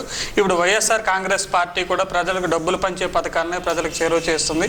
ఇలాంటి పథకాలకు జనాలు ఏదైతే సాధారణ ఎన్నికల్లో మళ్ళీ ఒక ముగింపు పలుకుతారు, ఏదో బుద్ధి కల్పిస్తారంటూ తెలుగుదేశం పార్టీ విమర్శ చేస్తుంది. It's totally wrong Prashant. Okay, పసుపు కుంకుమకి చంద్రబాబు నాయుడు ఇచ్చాడు. చంద్రబాబు నాయుడు 2000 రూపీస్ పెన్షన్ చేశాడు. ఎప్పుడు చేశాడు? 2019 ఏప్రిల్లో ఎన్నికలైతే, ఏప్రిల్ 28th 15th ఎప్పుడో ఎన్నికలు మర్చిపోయాను నేను. 2 రోజుల ముందర పసుపు కుంకుమ పేరుతో ప్రతి మహిళ అకౌంట్లో 10,000 వేశాం. 2 days just before the date of election. అంటే ఆయన ఇంటెన్షన్ ఏంటి? It's only for vote cash చేసుకోవటం కోసం 2 రోజుల ముందర చేశాం. పెన్షన్ 2,000 చేశాడు చంద్రబాబు నాయుడు. ఎప్పుడు చేశాడు?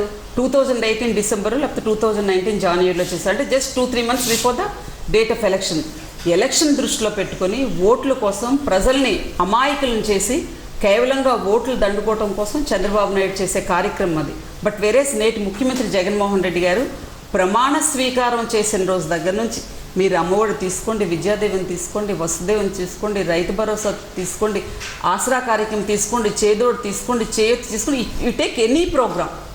ఇప్పటికే చేసి ఆల్రెడీ 2.5 years అయిపోయింది. అంటే ఇది ఎలక్షన్ ఓరియంటెడ్ వెల్ఫేర్ స్కీమ్ కాదు.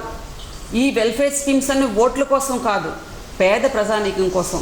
ఏదైతే వారు పాదయాత్ర చేశారో ఆంధ్రప్రదేశ్ రాష్ట్ర భౌగోళిక సమగ్రతపైన, ఆ సమస్యలపైన, ప్రాంతాల మధ్య ఉన్న అసమానతలపైన, ప్రజల తాలూకా పేదరికం పైన వారి కన్నీటిని చూశారు, కన్నీటిని తుడుస్తానన్నారు, నేను ఉన్నాను, నేను విన్నాను అన్నారు. ఎలక్షన్ ముఖ్యమంత్రిగా ప్రమాణ స్వీకారం చేసి నుంచి ఈ వెల్ఫేర్ స్కీమ్స్ వారు తీసుకొస్తున్నారు. So there is such a lot of difference between Chandrababu Naidu and present CM Jaganmohan Reddy. ఇది ఓటు కోసం కాదు, ప్రజా సంక్షేమం కోసం, పేద ప్రజలను ఆదుకోవడం కోసం, మహిళా సోదరీమణులను ఆదుకోవడం కోసం, రైతాంగాన్ని ఆదుకోవడం కోసం జగన్మోహన్ రెడ్డి గారు చేస్తున్నారన్నది ఖచ్చితంగా గుండె మీద చెయ్యి వేసుకుని సగర్వంగా తలెత్తి చెప్పగలం. ఒక వైఎస్ఆర్ కాంగ్రెస్ పార్టీ కార్యకర్తగా చెప్పగలం. ఈ స్కీమ్స్, ఈ వెల్ఫేర్ స్కీమ్స్ ఏదో జగన్మోహన్ రెడ్డి గారు కూడా 2024 జనవరిలోనో డిసెంబర్లోనో పెడితే మేము మాట్లాడే పరిస్థితి ఉండదు. చంద్రబాబు నాయుడులానే ఆలోచించారని చెప్తాను. సో చంద్రబాబు నాయుడు వెల్ఫేర్కి, జగన్మోహన్ రెడ్డి గారి వెల్ఫేర్కి, నక్కకి దేవలోకంకి ఉన్నంత తేడా ఉంది. అవి ఓట్ బ్యాంకింగ్ వెల్ఫేర్ స్కీమ్స్, ఇవి ప్రజల సంక్షేమం కోసం తీసుకొచ్చిన వెల్ఫేర్ స్కీమ్స్. 2024 ఎన్నికలపై జోస్యం చెప్పమంటే ఫలితాలపై కృపారాణి గారు ఏమని చెప్తారు? ఏదైతే మీ గ్రాఫ్ 2019 నుంచి 2021 వరకు జగన్మోహన్ రెడ్డి గారి graph, YSR Congress party graph పెరిగిందో అదే స్థాయిలో 2024 వరకు కూడా ఉంటుంది. దీనిలో ఇంకా వేరే ఆలోచనే లేదు. తెలుగుదేశం పార్టీ ఇంకా మీరు నాకు ఈ క్వశ్చన్ ఎందుకు వేశారండి? తెలుగుదేశం పార్టీ రాష్ట్ర అధ్యక్షుడు కింజరాపు అచ్చెన్నాయుడు గారు పార్టీ లేదు తొక్క లేదన్న మాట ఇంకేదో పదవి యూజ్ చేశారు వారు. సో పార్టీ లేదు తొక్క లేదు, ఆ లోకేష్ పనికిరాని వాడని స్వయాన రాష్ట్ర పార్టీ అధ్యక్షుడు పెద్దలు కింజరాపు అచ్చెన్నాయుడు గారే సంబోధించిన తర్వాత ఇంకా కృపారాణి మీకు ఏం చెప్తుంది? తెలుగుదేశం పార్టీ ఉంటుంది, మాతో పోటీకి వస్తుంది అని. One way single election, one side election. It's for only YSR Congress party, Jaganmohan Reddy. That's it. Kruparani అభిమానులు కోరుకుంటున్నారు ఎన్నికలపై మాకు స్పష్టత ఇవ్వాలి, కృపారాణి గారు ప్రత్యక్ష రాజకీయాల్లో పాల్గొనాలి 2024 కంటే. ఏమని సమాధానం ఇస్తారో క్లారిటీ, ఫైనల్ క్లారిటీ. మీ ప్రయత్నాలు సాగిస్తున్నారా లేదా? ప్రయత్నాలు నేనంటూ సాగించడం లేదు. ప్రయత్నం మనం సాగిస్తున్నంత మాత్రం అది అచీవ్ చేస్తామని నేను నమ్మను ప్రశాంత్. ముందర ఏంటంటే నా సర్వీసెస్ పార్టీకి అవసరమని భావిస్తే ఖచ్చితంగా జగన్మోహన్ రెడ్డి గారికి నేను తెలియని వ్యక్తి కాదు. మీరు అన్నట్టు he was my colleague in 15th Lok Sabha.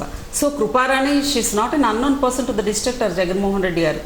So నా సర్వీసెస్ పార్టీకి 100% ఉపయోగపడతాయని భావించేటప్పుడు జగన్మోహన్ రెడ్డి గారు ప్రత్యక్ష ఎన్నికల్లో కృపారాణి ఉపయోగపడుతుందా, పరోక్షంగా దీనికి ఒక పొజిషన్ పెట్టి ఉపయోగించుకుందాం అన్నది it's up to him. Jaganmohan Reddy గారు ఆలోచించుకుంటారు. నాకు ప్రత్యక్ష ఎన్నికల మీద కోరుకున్నా, పరోక్షంగా నేను నామినేట్ చేయాలని కోరుకున్నా అది నేను డిస్క్లోజ్ చేయాల్సిన అవసరం లేదు. జగన్మోహన్ రెడ్డి గారి ఆలోచన, నా ఆలోచన, నాలో ఉన్న క్యాపబిలిటీ వారు ఏ విధంగా ఉపయోగించుకుంటారన్నది అది జగన్మోహన్ రెడ్డి గారు ఆలోచించుకుని నిర్ణయిస్తారు. So as per his direction నేను వెళ్తాను. ఇది సిక్కోలు జిల్లా ఆడపడుచు కిల్లి కృపారాణి గారి అంతరంగం. శ్రీకాకుళం జిల్లా ప్రజలు నాపైన పెట్టుకున్న నమ్మకం నన్ను శిఖర స్థాయికి చేర్చిందని ఆవిడ చెప్తున్నారు. ఇంకోవైపు వైఎస్ఆర్ కాంగ్రెస్ పార్టీ ఎలాంటి బాధ్యతలు అప్పచెప్పినా దానికి తూచా కట్టుబడి ఉంటానని, భవిష్యత్ ఎన్నికల్లో పూర్తిగా వైఎస్ఆర్ కాంగ్రెస్ పార్టీకి పూర్తి సహాయ సహకారాలు అందిస్తానని కృపారాణి గారు చెప్తున్నారు. ఇది వాటి అంతరంగం. వచ్చే వారం మరో గెస్ట్ కలుసుకుందాం. నమస్కారం.